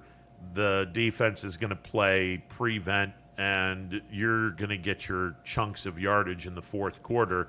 That's going to make your season stats look really good, except when you look and see, a third of your yardage came from games that were blowouts, and you're trying to get your team back into the game, and the opposing defense really isn't playing lockdown defense that they played the first 45 minutes. They're kind of easing up because they know they have a large lead, and you start piling your yardage up in the fourth quarter. Yeah, you're not that quarterback.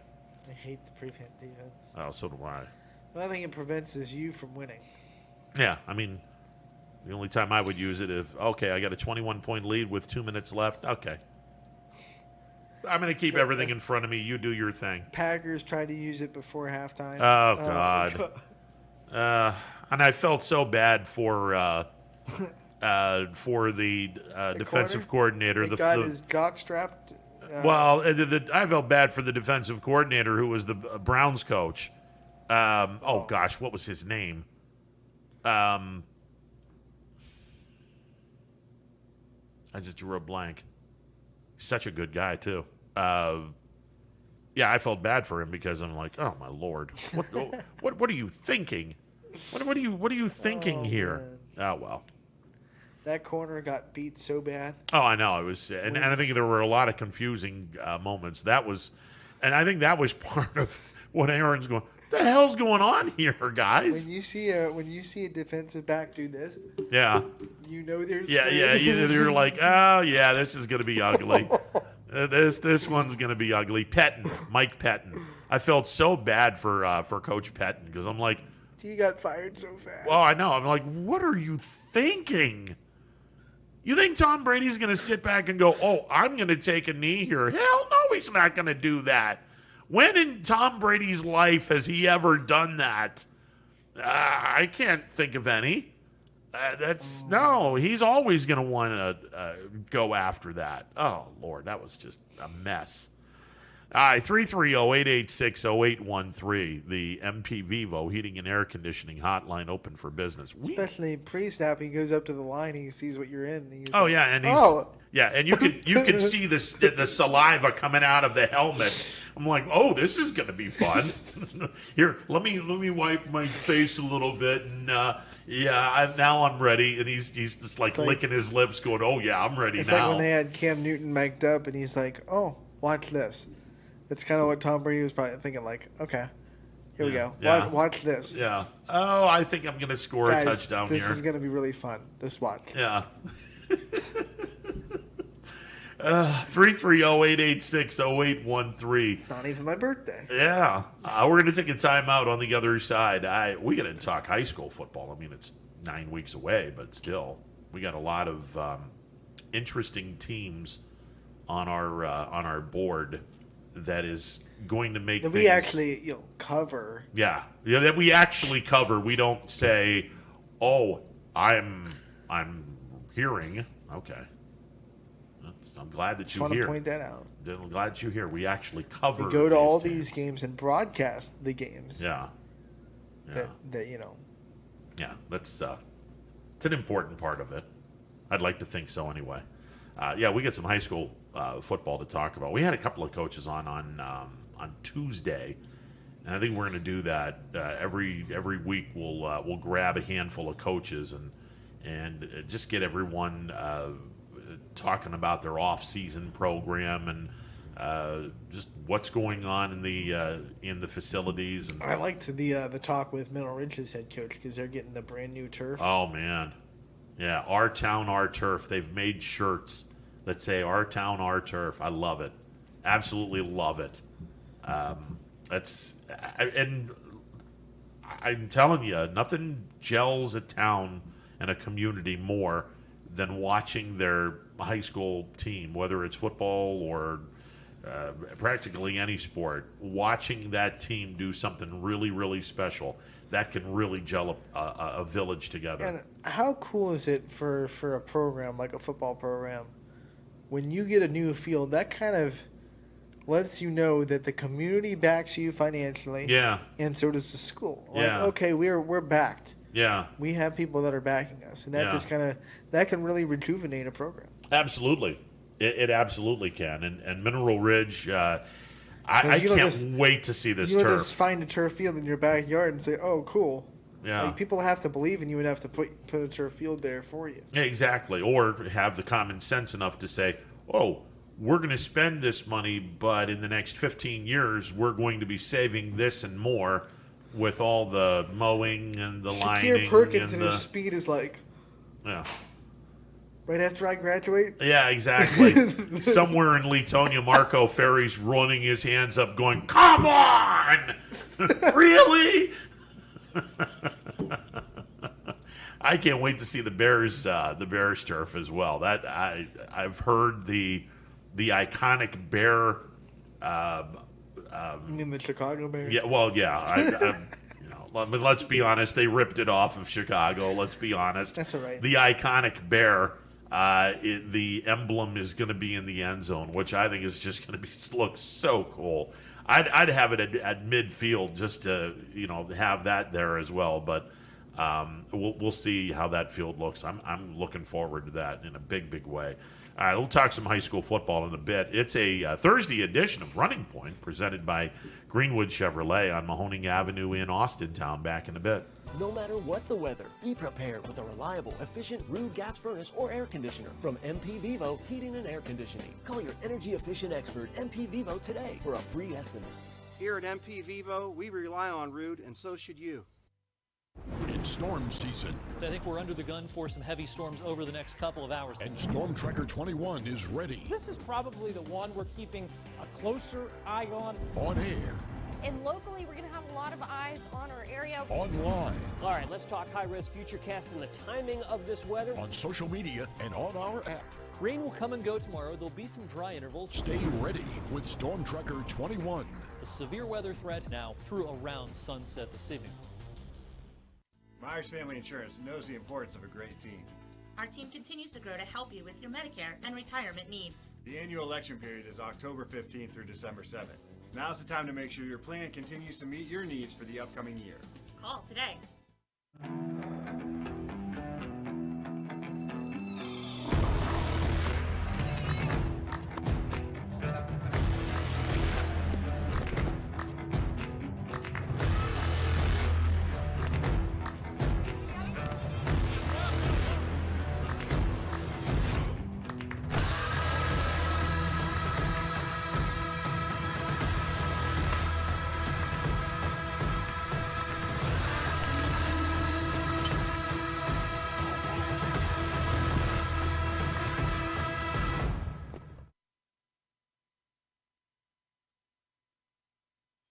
"60 years ago, Baird Brothers Fine Hardwoods began with 3 siblings, a hand-set sawmill, and a few local orders.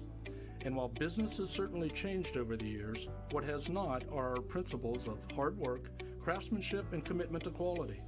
At Baird Brothers, we're proud to put our name on the products we create, from moldings and doors to flooring and lumber.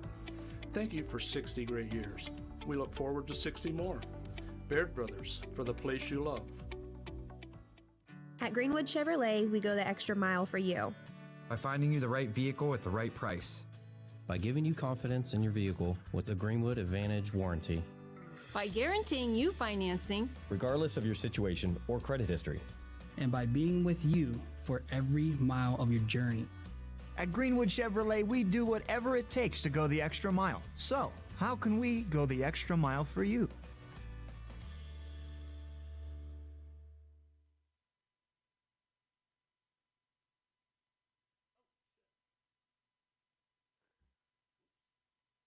Hello, I'm Greg Burbick with G. Burbick Farms. For the last 100 years, my family has farmed in Columbiana and Mahoning counties. I began raising cattle in 1996 with the goal of providing a better product for you and your family on the dinner table. Our grass-fed and grain-supplemented Black Angus beef are raised with no hormones, steroids, or antibiotics. We're known for our hometown-friendly service and incredible tasting products. We're locally owned and have customers across the tri-state area. Our products go from our farm to your family. Stop by our farm on New Buffalo Road or visit us on the web at gburbickfarms.com. Don't forget to like us on Facebook. G. Burbick Farms, it just tastes better.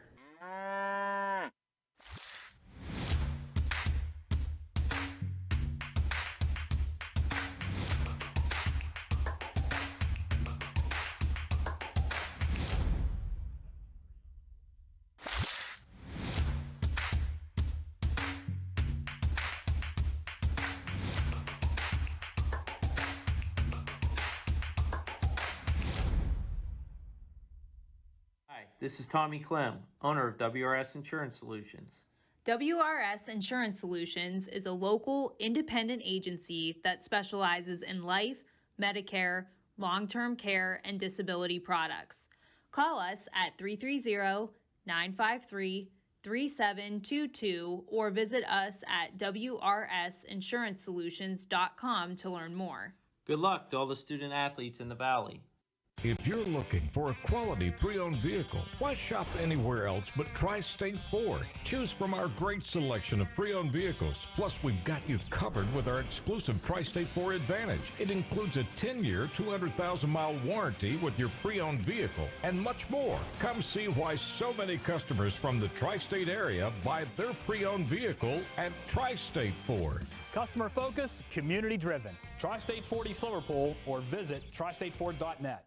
Welcome back to this Thursday edition of Running Point, presented by Greenwood Chevrolet on Mahoning Avenue in Austintown. Ron Potesta with you alongside Anthony Hartwig. Before we get into some high school talk, the U.S. Open is underway. Our Valley representative is Jason Kokrak, who got off to a great start. He's playing the back nine first at the South Course at Torrey Pines in San Diego. Birdied the first hole, which is the 10th hole. He has since bogeyed the next two holes.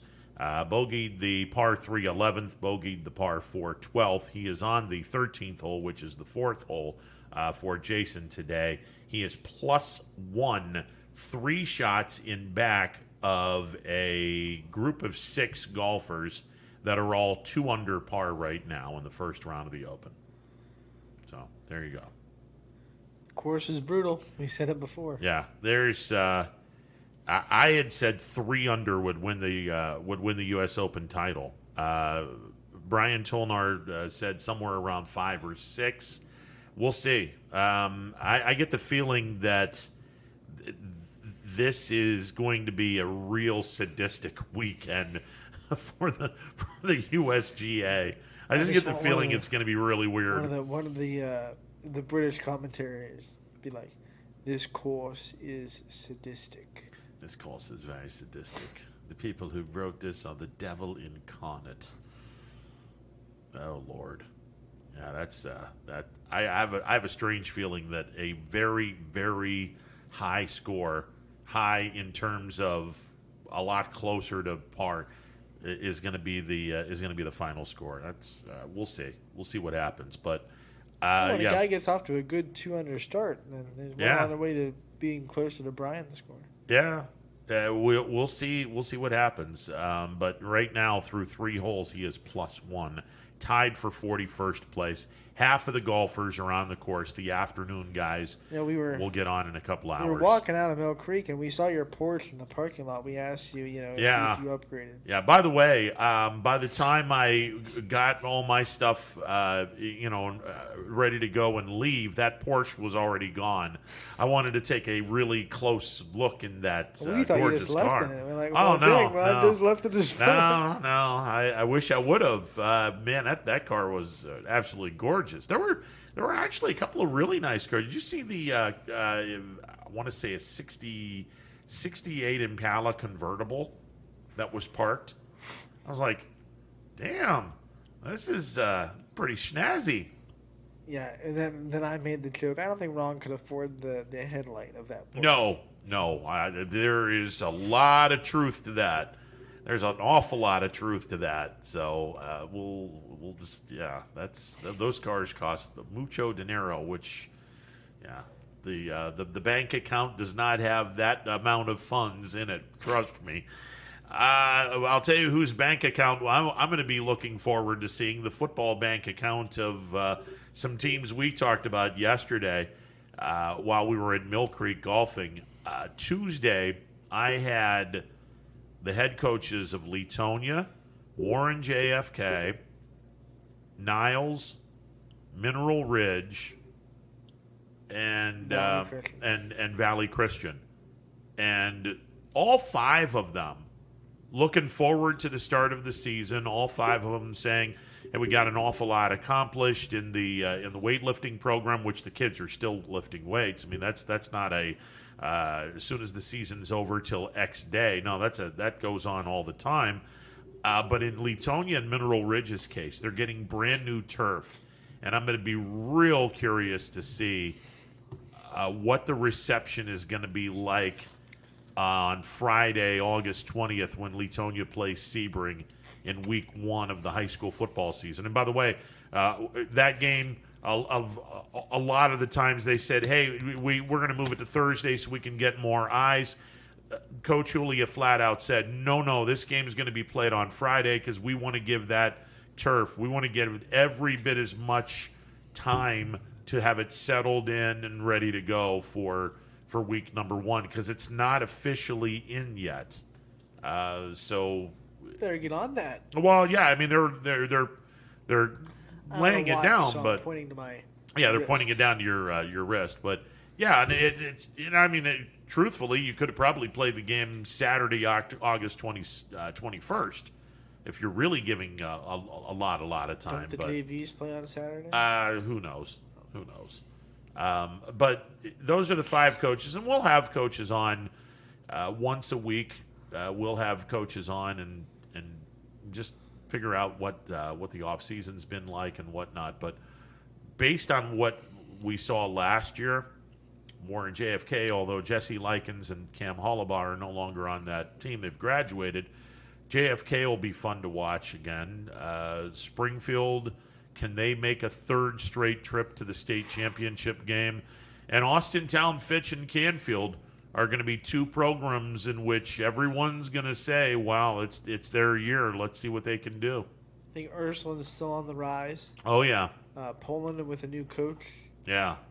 And how great is that first week going to be with the Pavlansky brothers coaching against each other? Yep, that's a big storyline. Yeah. Thanksgiving dinner. Pass the potatoes, loser. Loser. Hey, can I get an extra piece of turkey? Mercy roll.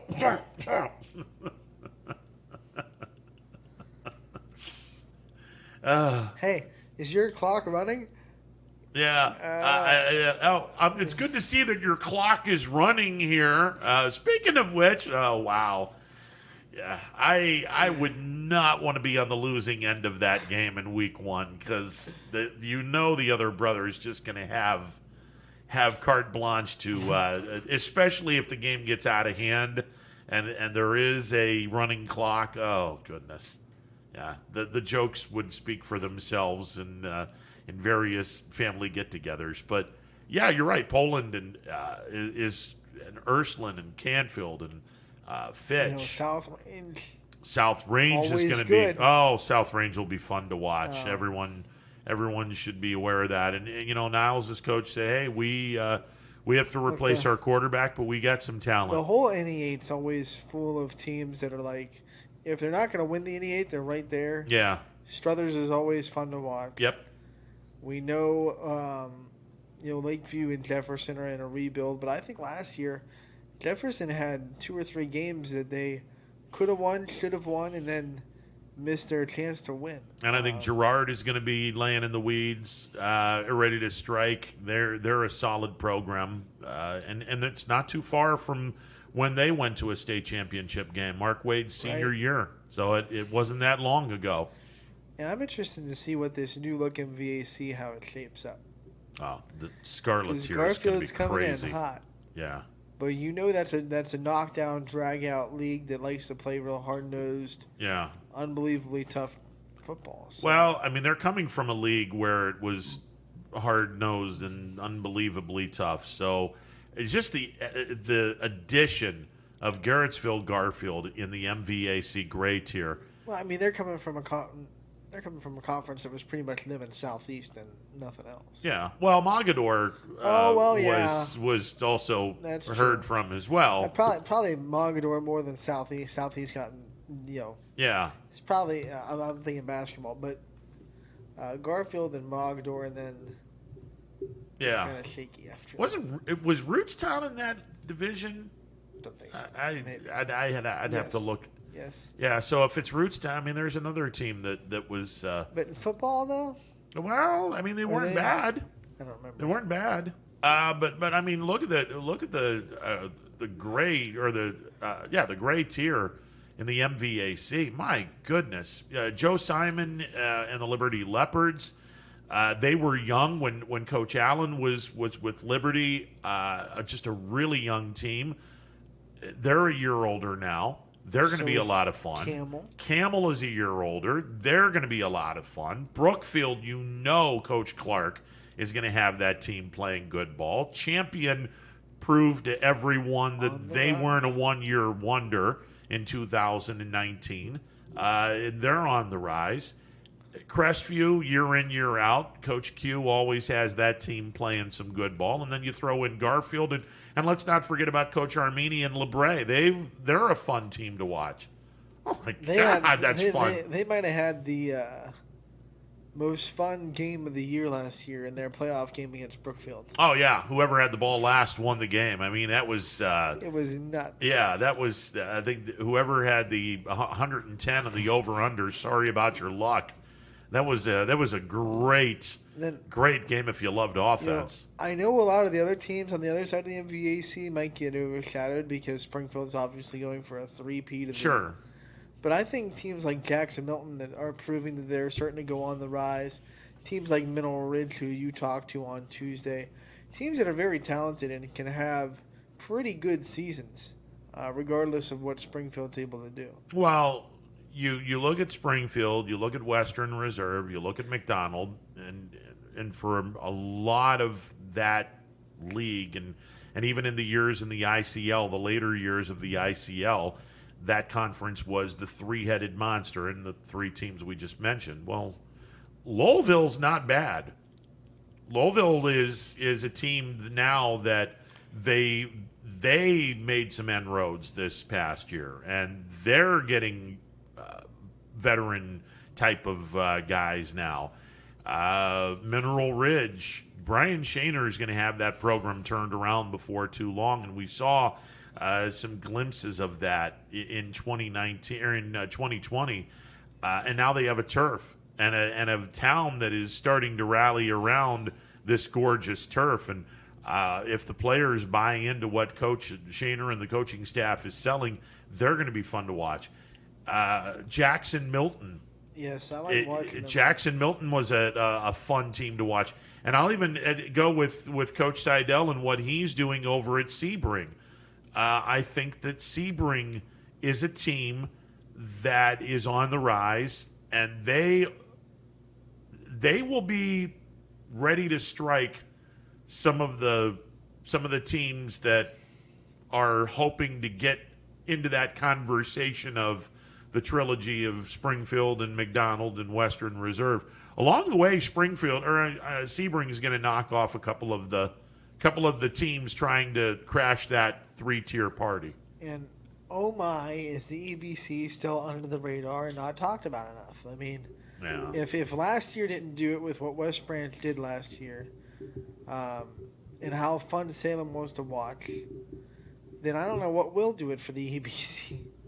Well, and does Alliance have another kind of run in them? Does Canton South have something good in store? Is Canton South leaving the EBC? I think at the end of was it next year? I think it's next year when they're officially gone. Jim Salimos is over at Carrollton. Based on what he did at Lisbon, it's not going to be long before Carrollton starts developing into a solid program. Minerva's always been down. I don't know if someone is going to go into Lions country and turn that program around. I don't know, but Marlington is another team. Marlington's tough. Marlington is a fantastic team. The Dukes. Yeah, it's a good conference. It is a really good conference, and then you have the quote independent teams that haven't put together a conference yet, which I wish Canfield and Howland joined up with Fitch, Boardman, and Harding. I understand why, because those schools are a little bit bigger. Does Boardman have the expectations they had last year? Because last year they came in with high expectations, and to some people's point of view, didn't really meet them. Where do people stand on Boardman now? Was it their sophomore class that everyone was raving about, or were they juniors last year? I want to say they were sophomores, which would mean that they will be juniors this year. I could see Boardman taking a good step forward. And you got to remember, they got a brand new coaching staff now. So how fast do they buy into what the coach is selling them? I think that Harding is another team that, you know, Coach Arnold he's got the finger on the pulse of that football program, and that team is not a bad football team. It's there. Yeah, it's not a bad football team. I would say that Harding is going to be heard from this year. They'll have some fun, but you know, of the three quote big schools, and we only have three Division II programs. I think the highest expectation, without any question, the highest expectation is Coach Parker and Austintown. There is some really high expectations And that's with that because program. last year everyone was saying, okay, next year it's going to be. And obviously they did what they did last year and kind of threw the plan up a notch. But that means that this year is the one that everyone was already talking about anyway. Yeah. Are they good enough to where they challenge some of the big boys, some of the elite programs in Division II? I don't know. I think that Austintown Fitch, talent-wise, could have an awfully impressive year in 2021, their football program. I'm looking forward to hearing Mike McKenzie call Beaver local games because those were fun to listen to. He got so into it because obviously his dad's the head coach. I mean, the times he was in here in the audible call, he was hanging on every little play that Beaver local made, and you know, Ackleson would poke fun at him a little bit. Yeah, Beaver local was fun to watch last year, and I think it'll be just as good to this year. Oh yeah. Hey, by the way, the Indians are in playing this afternoon. They're playing Baltimore 4-2, top of the fourth inning, and apparently the wind is blowing out today. I'm going to look here real quick. Yeah, it's not really 7 miles an hour is not really that much, but Ramirez has gone yard, Bradley has gone yard, and Eddie Rosario has gone yard for the Indians. They lead the Orioles 4-2 in the top of the fourth inning. Eli Morgan, 3 2/3 innings. He gives up 2 home runs. So the ball's flying out of the ball yard today for whatever reason. Eli Morgan out of the ball game for the Indians. 3 2/3 innings, 2 runs, 5 hits, no walks, 5 strikeouts, 2 home runs given up. Hayes and Franco with the home runs for the Orioles. But they find themselves down 4-2, top of the fourth inning. Orioles batting, 2 outs, runner at second base. So there you go. With the 16 teams going into the playoffs, or at least in theory, because from what I understand, and I think Dana Balish brought that up on Monday. I think I went to say later this week said we're locked into 16. Yeah, it's not changing. But I think what they said was you have until week 8 to determine whether or not you want to go into the postseason. You're not going to do one of these, hey, after week 10, we're forfeiting. That's not going to happen. You have until week 8 to make your mind up. What are they going to do if you just don't show up to the game? I mean, what can they do? Fine you? They don't have the power to fine you. I mean, I don't know. They can just say you're not going to play in the playoffs next year, but... Well, I mean, do you... That's the do thing. you like really the want OHSAA doesn't have too much teeth. Yeah, but let's say that, hey, if you decide last minute you don't want to play in the playoffs, we're going to punish you by saying you're ineligible to be in the postseason in 2022, and you have a really good, potentially really good class coming back. Do you really want to push that envelope and say, oh, yeah, we're still going to... if you were opting out of the top 16, and then you have a remarkable season the very next year, then that coach wins Coach of the Year in the state of Ohio, maybe in the country. One. It depends on how big the school is. I mean, I don't know. I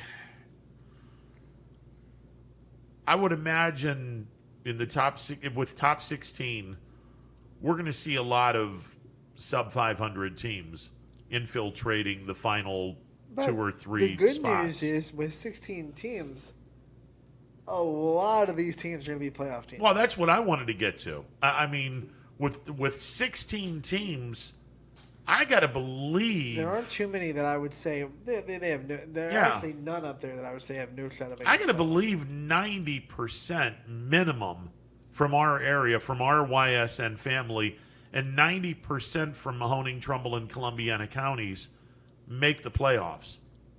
I would be surprised if it's under 90%. And like I said, I don't think we're going to see nearly as many people opt out this year as we saw last year. Well, if you only have till week 8, I feel like if you can safely do it, you'll do it. I don't think too many coaches are going to buy into this idea that we're not going to play just because we're going to get beat up real bad. Yeah, I think if you only have until week 8 to make that determination, well, that means that you have 2 weeks to get out of the 16 spot to face the inevitable destruction that you're going to be facing. I hope this doesn't happen, but what if you're 16 at week 8 and you're like, well, we can't opt out, but let's not win these last 2 games, and then someone else. Man. How bad of a message would that be, Right? though? That would be so, like, it would be tanking, like in the NBA and the professional sports, but we would be doing it in high school. That would be so bad. I hope that doesn't happen. Well, I mean, at least when you're tanking in quote-unquote tanking in the pros, you're doing it because there's something for you, whether it's a high draft pick or something else. There's nothing for you on the high school level except for, well, I don't want to walk down the street and get accosted by the bully. So you don't lose. Yeah. I can guarantee that won't happen in our coverage area. I would hope not. But you never know how some football coaches think outside of our coverage. Honestly, I wouldn't want my kid playing for that coach. Right. That's just a horrible. Instead of thinking that, how about thinking, let's win these final 2 games and get the hell out of the 16 spot, so we don't have to play the bully on the block. That's what I'd rather do. I mean, why would anyone sit back and say, what's the like a week 8 and you're 17? Then man, the highest we're going to get is 16. Do we just say we're not going to be eligible now and just let the chips fall where they may? That's the other part of 17 this. and 18, are they going to kind of be like... That's the other part of this. What happens if they're not talking to the 17 and 18 or the 19 and they don't ask them? And then they suddenly go into the tournament. Well, we're going to bow out. Well, you're not allowed to do that. Well, you never asked us if we wanted to be in the tournament or not. We weren't in the top 16. I'm pretty sure the way it works, I think no matter where you are, you can send in saying, we're not going to play in the playoffs. Even if you're sitting at 17 or 18, you can send in your little declaration that says, this is, if we get in, we're not going. Yeah, this is where a coach that has an 0-7 team, no computer points, and they're gonna put the note in going, hey, by the way, we're gonna sit this one out, guys. Yeah, no shit, you're gonna sit this one out. You don't have any wins. We're out. We're good. We're not gonna finish in the top 16. We're good here. Yeah, no kidding, Coach. Tell us something we don't know. I would hope that every single team would be given that common courtesy to get a phone call from the OHSAA saying, all right, are you guys in or not? In the case that you finish in the top 16. I think it's just like by week 8, you're going to send in a form that says we're not going to play the playoffs. I don't think the OHA is going to sit there calling people. Hey, you in? Yeah? Good. Okay, good. Okay, I would hope that whatever form of communication, I would hope every team is getting that form of communication. Like, the OHSA is like a middle school. Hey, South Range, are you coming to the sleepover? Yeah? Good. Okay, look at the door. Yeah, let's do it.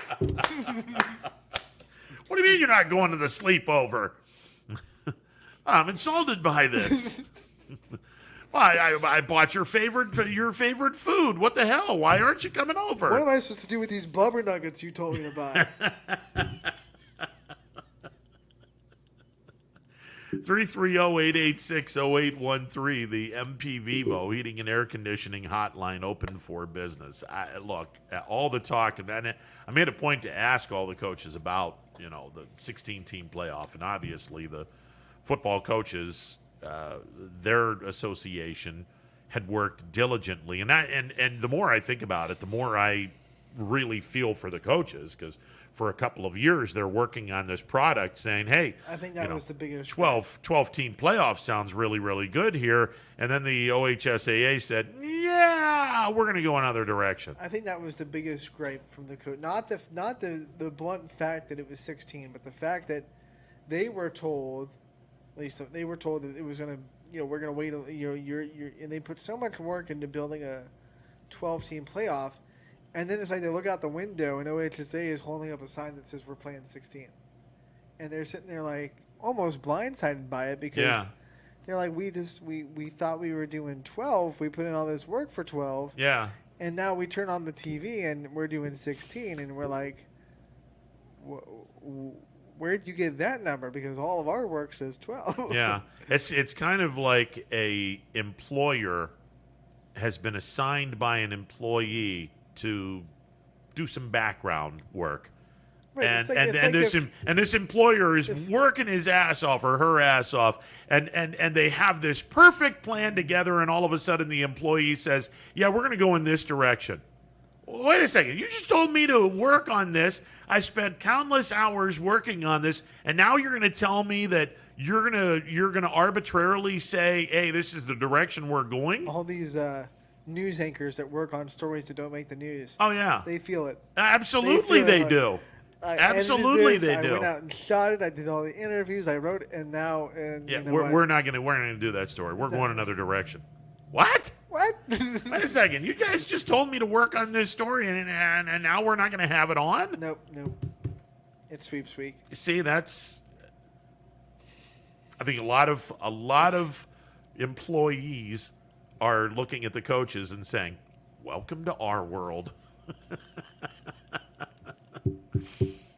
Look, that's like a standardized test when they tell the teachers, teach this. Yeah. And you get the test, and it has XYZ on it, and you've been teaching ABC all year because that's what you were told was going to be on the test. Exactly. And you're looking at your students like, well, good luck. Yeah. Hey, good luck. Everything that I taught you, none of it's on the test. Good luck to you. Oh, goodness. Remember, it's almost never E. Yeah. Because it's ABCD. My science teacher, that was one of his... Do you have any advice before this test? It's almost never E. Well, yeah, because you have A, B, C, and D. He's being a smart aleck. Yeah, of course. Same guy would write field trip tomorrow every day on his chalkboard. Field trip tomorrow. It'll always be tomorrow. Oh, It'll nice. never be today. Nice. Nice. He's the kind of guy that you want to do something very special to the last day of school, which kind of leads into an interesting story. And I can say it now because it's been almost 40. Well, it's actually been long past 40 years since it was done. And I had nothing to do with it. Let me preface this by saying I had nothing to do with this. That's a pretty emphatic denial that kind of bleeds your guilt. I'm just saying that the freshman year, we had an algebra teacher. Really good guy.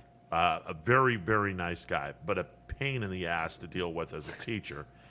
And there were some people that felt the same way.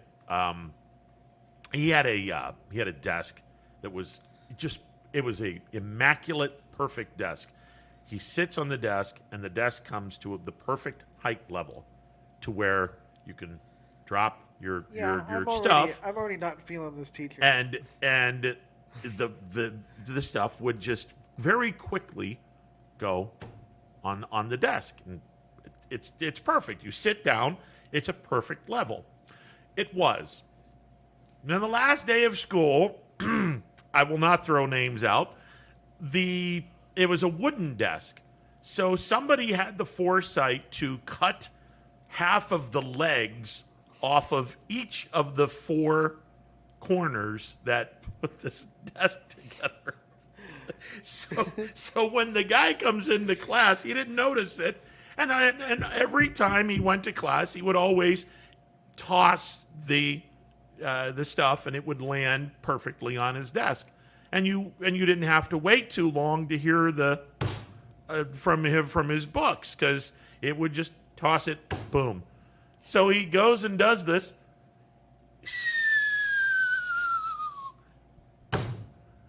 And he just looked and then had to look down. And the desk, I kid you not, this desk went from here all the way down here. Feels like more than half. Oh my gosh. I couldn't put my head up because I was laughing so hard. I don't know who did it, but it was sure genius, whoever did this. Yeah, but just you sheer don't want to be the one genius. Laughing because then. Well, I mean, yeah, exactly. But I mean, you have to laugh because it was hilarious to see that. Pure genius for whoever did it. I mean, it's, I'm not saying I know I didn't do it, but pure genius for anyone who did do that. And I certainly would never recommend that for anyone. That's destruction of property, and certainly something that you should not do. I remember one of my. I saw that little wink. Yeah, I know. I remember one of my friends. You remember the movie Fast Times at Ridgemont High? Yeah. Well, about the time the movie came out, I was already out of high school because it came out that summer. I had a bunch of friends that graduated in '83. And one of my friends decided to order a pizza. Did the Spicoli bit. Did it to the Spanish teacher. And had his mother come in and say, "Yeah, we got a pizza for blah, blah, blah." And the kid grabs the pizza from his mom, gives her a couple of dollars. She walks out. He got his mom in on it. And he's opening up this pizza, and some friends are coming over. Oh, this guy was pissed. I mean, he clearly saw Fast Times at Ridgemont High, but he was pissed. I would have loved to have seen that as well. Yeah. And now we're giving ideas of kids that are probably listening to this show on summer break. First, kids have to go watch Fast Times at Ridgemont. Well, that's true. Yeah, that is... that if you wanted to look at a movie from the 80s that perfectly describes the 80s, that would be one of the movies to watch. I think The Breakfast Club would probably be one of the other movies that you'd want to watch because it had to deal with a bunch of kids in detention. Disclosure, though, Breakfast Club is pretty mature. Well, so is Fast Times at Ridgemont High. If you're one of our younger audience members, maybe not. Well, I mean, Phoebe Cates does, I mean, there is a little bit of nudity in Fast Times at Ridgemont High. I mean, that's kind of a mature audience as well. I'm just saying. But if you wanted to know what the 80s were about, those two movies, yeah, I would say that's a pretty good description. Kids, just keep watching Stranger Things, and you'll get all the 80s nostalgia you want, because that's all that shit is. Yeah, but as far as teacher-student pranks, yeah, those two are off the top of my head two of the funnier ones that was done. And back when things were somewhat, you could get away with doing some things and people wouldn't lose their mind over it. Leetonia and Lisbon have a great rivalry. Unbelievably great rivalry. The week of Leetonia-Lisbon, and I've mentioned this a few times, it's Spaghetti Bowl week. Back in the day, the losing team, the coaching staff, had to serve the winning coaches and the players spaghetti. That was the punishment if you lost the Spaghetti Bowl game. Well, aside from that, there's a really good rivalry between the two teams. I think I was in 8th grade when this happened. About 5 o'clock in the morning, about 5 or 6 kids from the Leetonia school system decide they want to steal the Lisbon Wooden Blue Devil mascot. Oh, no. And so it's on a school day.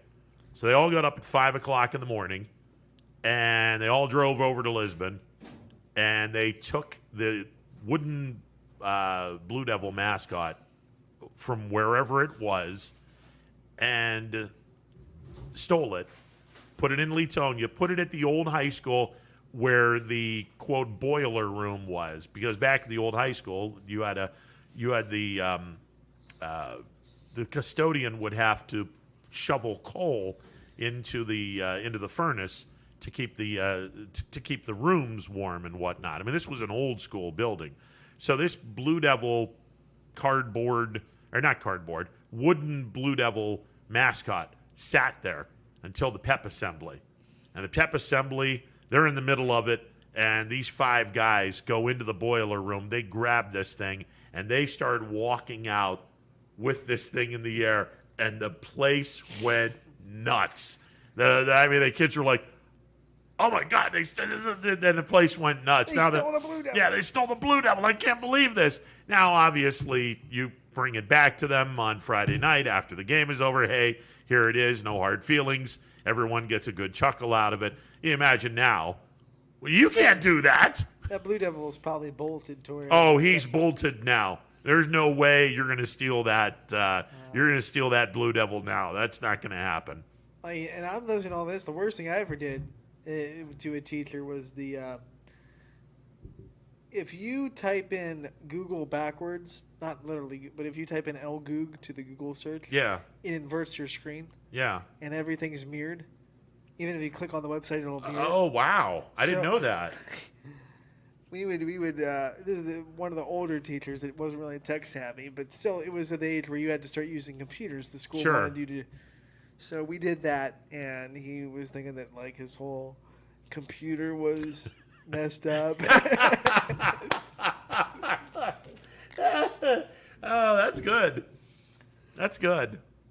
No, that's good. That, and we messed with our Spanish teacher solitaire, because that's what she would always do. Go do your personal work. I'm gonna go play solitaire. Well, she had like big solitaire games set up, so we would like go and lose the game, and I had the same for 2 days. And then like our film teacher didn't like the movie Top Gun, so someone brought the Top Gun movie and put it into the disc that we were supposed to watch. Oh wow! Yeah, there you go. There you go. So she didn't play, and then we'd have it queued up to the fly into the danger zone. So, little things like that, but we didn't like to face school property. No. Things got real back in the 70s. Well, yeah, exactly. I remember one of my classmates drove a Honda, one of those little tiny Hondas back in the day, and she parked the car. Now, at where the old high school was, is where the public library is now in Leetonia, and students were allowed to park on the side street off of Walnut, in between Walnut and Chestnut Streets. Walnut Street would be the front of the high school. Chestnut Street would be behind the high school.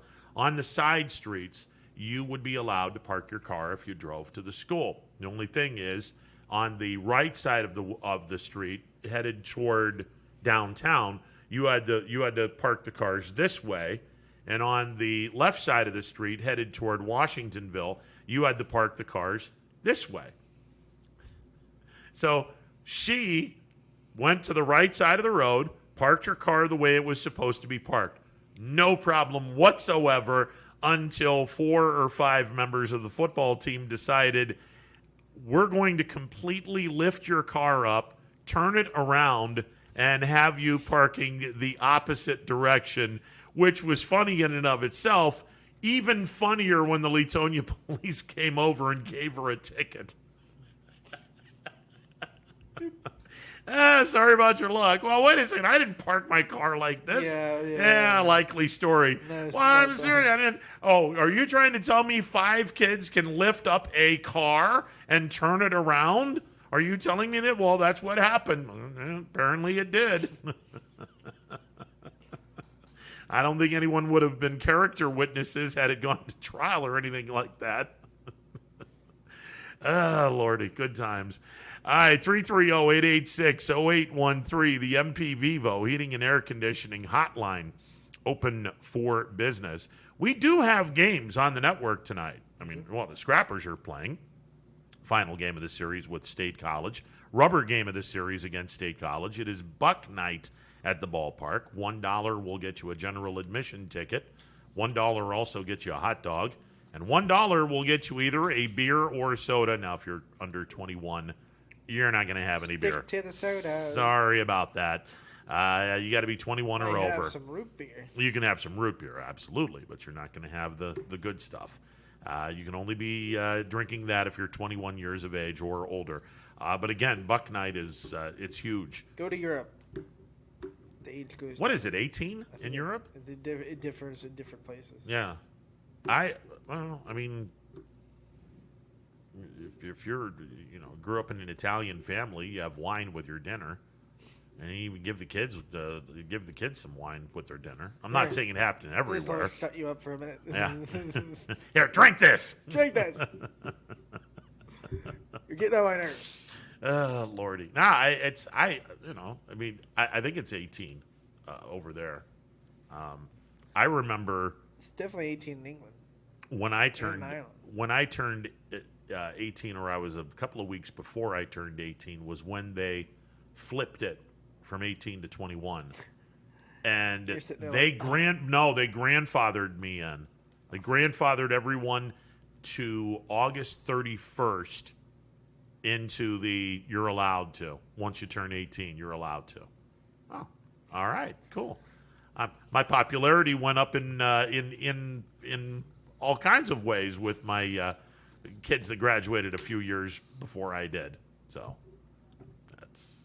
I think they were using me. I don't know. Maybe a little bit. Maybe a little bit. Yeah, we have the Scrappers game tonight. We have a bunch of B-League games tonight. We will talk a little bit about that and get it out of here and make way for DJ and the fellas, who has Power Hour coming up. Power Hour. The Power Hour. Pump you up. Hans and Franz. Oh, God. We're feeling 80s today. I'm apparently so. I don't know what to tell you. I didn't realize that. Pretty soon I'm going to bust out like a Richard Simmons exercise video. I'm waiting Give for me energy. Yeah, I'm waiting for Oingo Boingo to make their way through into the studios here. I might pull up an Alf puppet. Yeah. Hey, Willie. Hey. 330-886. The only good cat is a stirred-fried cat. Oh, God. 0813. We're back in a bit. Stick around. Hi, everyone. This is DJ Yoakley with Your Sports Network. We appreciate your support of YSN and welcome you to the YSN family. Our broadcast streams are brought to you live at no cost to you by sponsors that are local to this community. Without the vision and generosity of our sponsors and partners, we would not be able to bring this game to you today. So please support the great businesses and leaders that are making this game possible. And if you're a business in need of great advertising and sponsorship opportunities, feel free to head over to our site for more information on the right fit for you. We are local, we are loyal, and we are live. We are YSN. News doesn't stop after the sun goes down. Sometimes you just have to hustle to get it. At 21 News, no matter how far it is, no matter what it takes to get there, we're working to bring you the best stories and the freshest content at 11 p.m. with the context and clarity that makes it worth staying up for, no matter what time it is. 21 News at 11 with me, Aaron Simonek, and Derek Steyer. 21 News at 11, news that's worth your time. WRS Wealth Advisors is the area's premier wealth and retirement specialist. With our combined 70 years experience and comprehensive wealth strategy, we assist our clients attain their goals. Call 330-965-0370 to learn more about our individual and corporate financial planning services, or visit WRSWealthAdvisors.com. Good luck, athletes.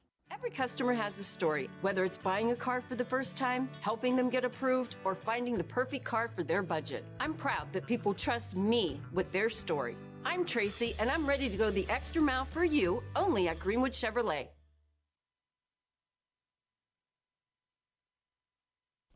the details. Baird Brothers Fine Hardwoods is one fine ride. Perfect cornering, superb handling, sporty and stylish, power to spare, plus awesome mileage.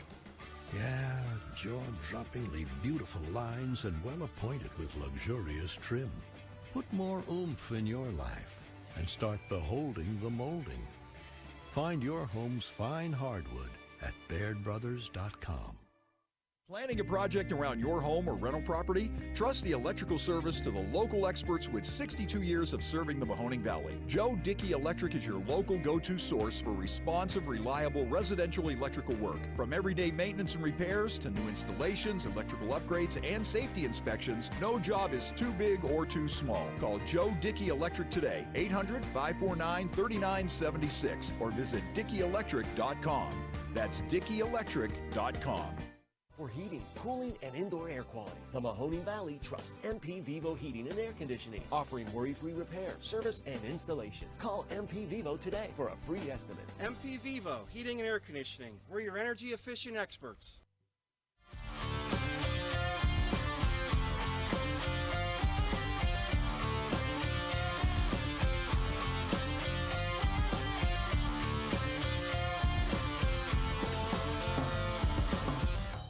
If you're looking for a new Ford vehicle, why shop anywhere else but Tri-State Ford? Choose from our great selection of new Ford models. Plus, we've got you covered with our exclusive Tri-State Ford Advantage. It includes a 10-year, 200,000-mile warranty with your new Ford. Come see why so many customers from the Tri-State area buy their new Ford at Tri-State Ford. Customer focus, community driven. Tri-State Ford East Liverpool or visit tristateford.net. Welcome back to this Thursday edition of Running Point on ysnlive.com. Before we get into what is on the network tonight, give you a quick update on the U.S. Open. Mr. Henley, no relation to Don Henley. I forgot what his first name is. And Brooks Koepka are both 3 under par in the first round of the U.S. Open. Jason Kokrak got off to a really good start, birdieing the first hole. He has since slipped to 1 over, which is where he is right now. 1 over through 7 holes. Kokrak currently in a tie for 32nd place. 4 shots in back of Henley and Brooks Koepka. Koepka off to a great start, 3 under on the front 9 at the U.S. Open. And they delayed the game, delayed the first round because fog had rolled in prior to the start of the first round of the tournament. So you had to wait for the fog to be cleared before they could start the tournament. Delayed because of fog. Yeah, someone was going.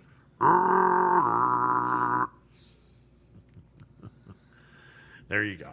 My cultural reference for the day. Bad things come out of the fog. I've seen that movie. Yeah. Nothing good comes out. Nothing good comes out of the fog.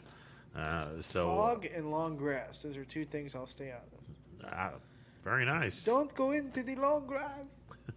Well, the golfers are hoping not to go into the long grass because that will assuredly kill them in this tournament. And apparently there's plenty of long grass that is growing and has been growing. That's been the word of the day. It's a sadistic golf course, let me tell you. What is on tap for tonight on the YSN Cavalcade of Stars? Let me tell you, good buddy, we have the Bob Sean Memorial Tournament's been going on all day. We have the whole thing covered, 9 games. Starting at 11:30, it's going on right now, and the last game will be at 7 o'clock, all from Bob Sean Park. We have the BCB Softball Championship at 6 o'clock from Boardman High School. And then, of course, the Mahoning Valley Scrappers playing at 7:05. Now, the Bob Sean Memorial, is that 18U? I want to say that's 18U for the B League Bob Sean Memorial. Yeah. Yeah, I want to say that is an 18U tournament going on. That's separate from their Class B play. Yes. Yeah, very much so. I was in the early on when I was a late 20s, 30. I think I was done doing B leagues on the radio at 31. But Bob Seen Sr. And we can report a score from today. Creekside already beat Avalanche 5-3. Nice. Earlier. So. Okay, congratulations to Creekside. I remember when we were doing the B-League games on terrestrial radio, the first all-sports station in town used to be at the old WHOT studios. 1330 WASN was the call letters, and I was doing high school football, high school basketball, high school baseball on the radio, and we did B-League games on the radio. And this was when the B-League had the Ohio Connie Mack state tournament at Pemberton and at the new facility now known as Bob Seen Park. Mr. Seen was such a great guy, such a great ambassador. He and a bunch of the other old guard members of the B-League, Mr. Goldstone, who ran Fabulous Goldsteins, Mike Goldstone, Don Levy from Levy Steel was one of the old guards, Angelo Mosca, who he was a grounds crew guy at Pemberton and later became the first grounds crew guy at Bob Seen Park. We affectionately called him Gobby. He was a guy that it was just a joy to hang out with.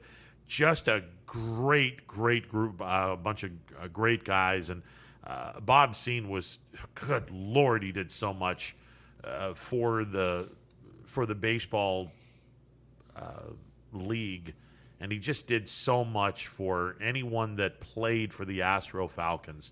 Such a great guy, and just someone that you would be proud to play for, because Mr. Seen was all about the Astro Falcons and all about trying to do anything that those kids needed from uniforms, from a monetary standpoint. Mr. Seen was right there to give those kids what they wanted and give them as good of an impression, a good of an experience in B-League ball. Just a great human being. Really was.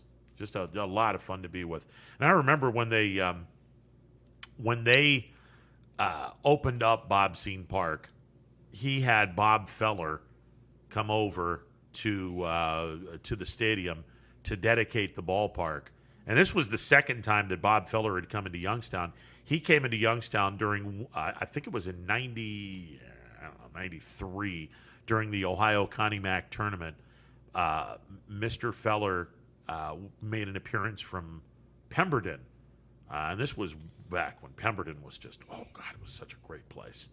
It still is, but it's nowhere near as good as it was back in that time period. And Mr. Feller showed up for the Connie Mack tournament. And then a couple of years later, when they christened Bob Seen Park, Mr. Feller was back for that.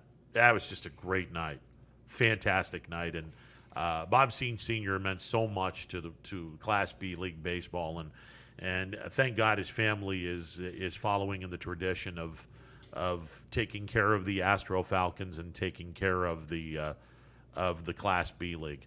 Just a great human being. And that's why Class B has been around so long. Is why Bob Seen Park is what it is today, because of all the attributions that Bob Seen Sr. made to that place, that facility, the kids that played in it, and the sport of baseball as a whole. Yeah, it's just it's a fantastic place, and they've done a really nice job through the years, because that ballpark, believe it or not, is now 25 years old. That facility's 25 years old. And it still looks absolutely incredible. And that's a testament to the people that make sure that upkeep in the facilities are right there. That's a fantastic place. So we got that all covered today. We have Little League softball from BCB, the Boardman Community Baseball, and that will be the championship game from Boardman High School. Me and Paul Munson will be on the call there. And we got the Scrappers. Yep. Scrappers taking on State College on Buck Night at the Ball Yard. Make sure you bring lots of $1 bills. That's a total of 11 games on the network today. YSN, no one does what we're doing, and we can say that with absolute confidence. Well, you're not hearing that from someone, are you? Yeah, I didn't think so. Crickets. Crickets. 7:05 game time with the Scrappers. I'll be on the air about 6:50 with the pregame show. The rubber game of the series between the Scrappers and the State College Spikes.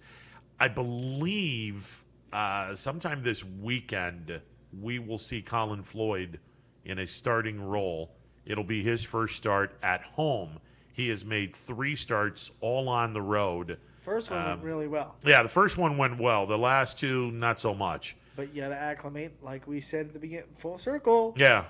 Well, listen, this got to acclimate to the step up. Yeah, this league is a little bit better and a little bit tougher than the Horizon League. Not that the Horizon League is a bad league; it isn't. It's a good league, but this league is a whole lot more difficult to navigate through than the Horizon. And Colin Floyd he'll be all right. He'll be fine. I'm hoping to see him. I want to say Friday. The first game of the series with West by God, Virginia. And hopefully we'll be able to play that game because there's rain in the forecast. They're playing West Virginia. Yeah, no kidding. This just in, the Scrappers are playing the Black Bears again. Okay. These guys probably know each other by middle names by now. I think they're sharing coffee now, or at least they're having a coffee break with the State College and West Virginia. They know each other on first-name basis now. So. What's up, Jim? Yeah. What's going on, guys? Hey, good luck tonight. You want some coffee after the third inning? No, we're good.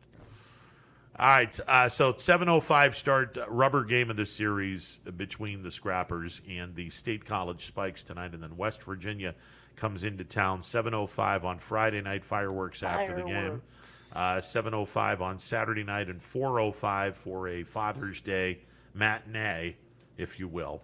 That'll be the final game of the homestand and a final game of the series between the Scrappers and the West Virginia Black Bears. All right, Power Hour is coming up next. I'll be back tomorrow, noon to 3. We'll have a Friday edition of Running Point set up and ready to go, noon to 3 on ysnlive.com. Have a great day, everyone. See ya.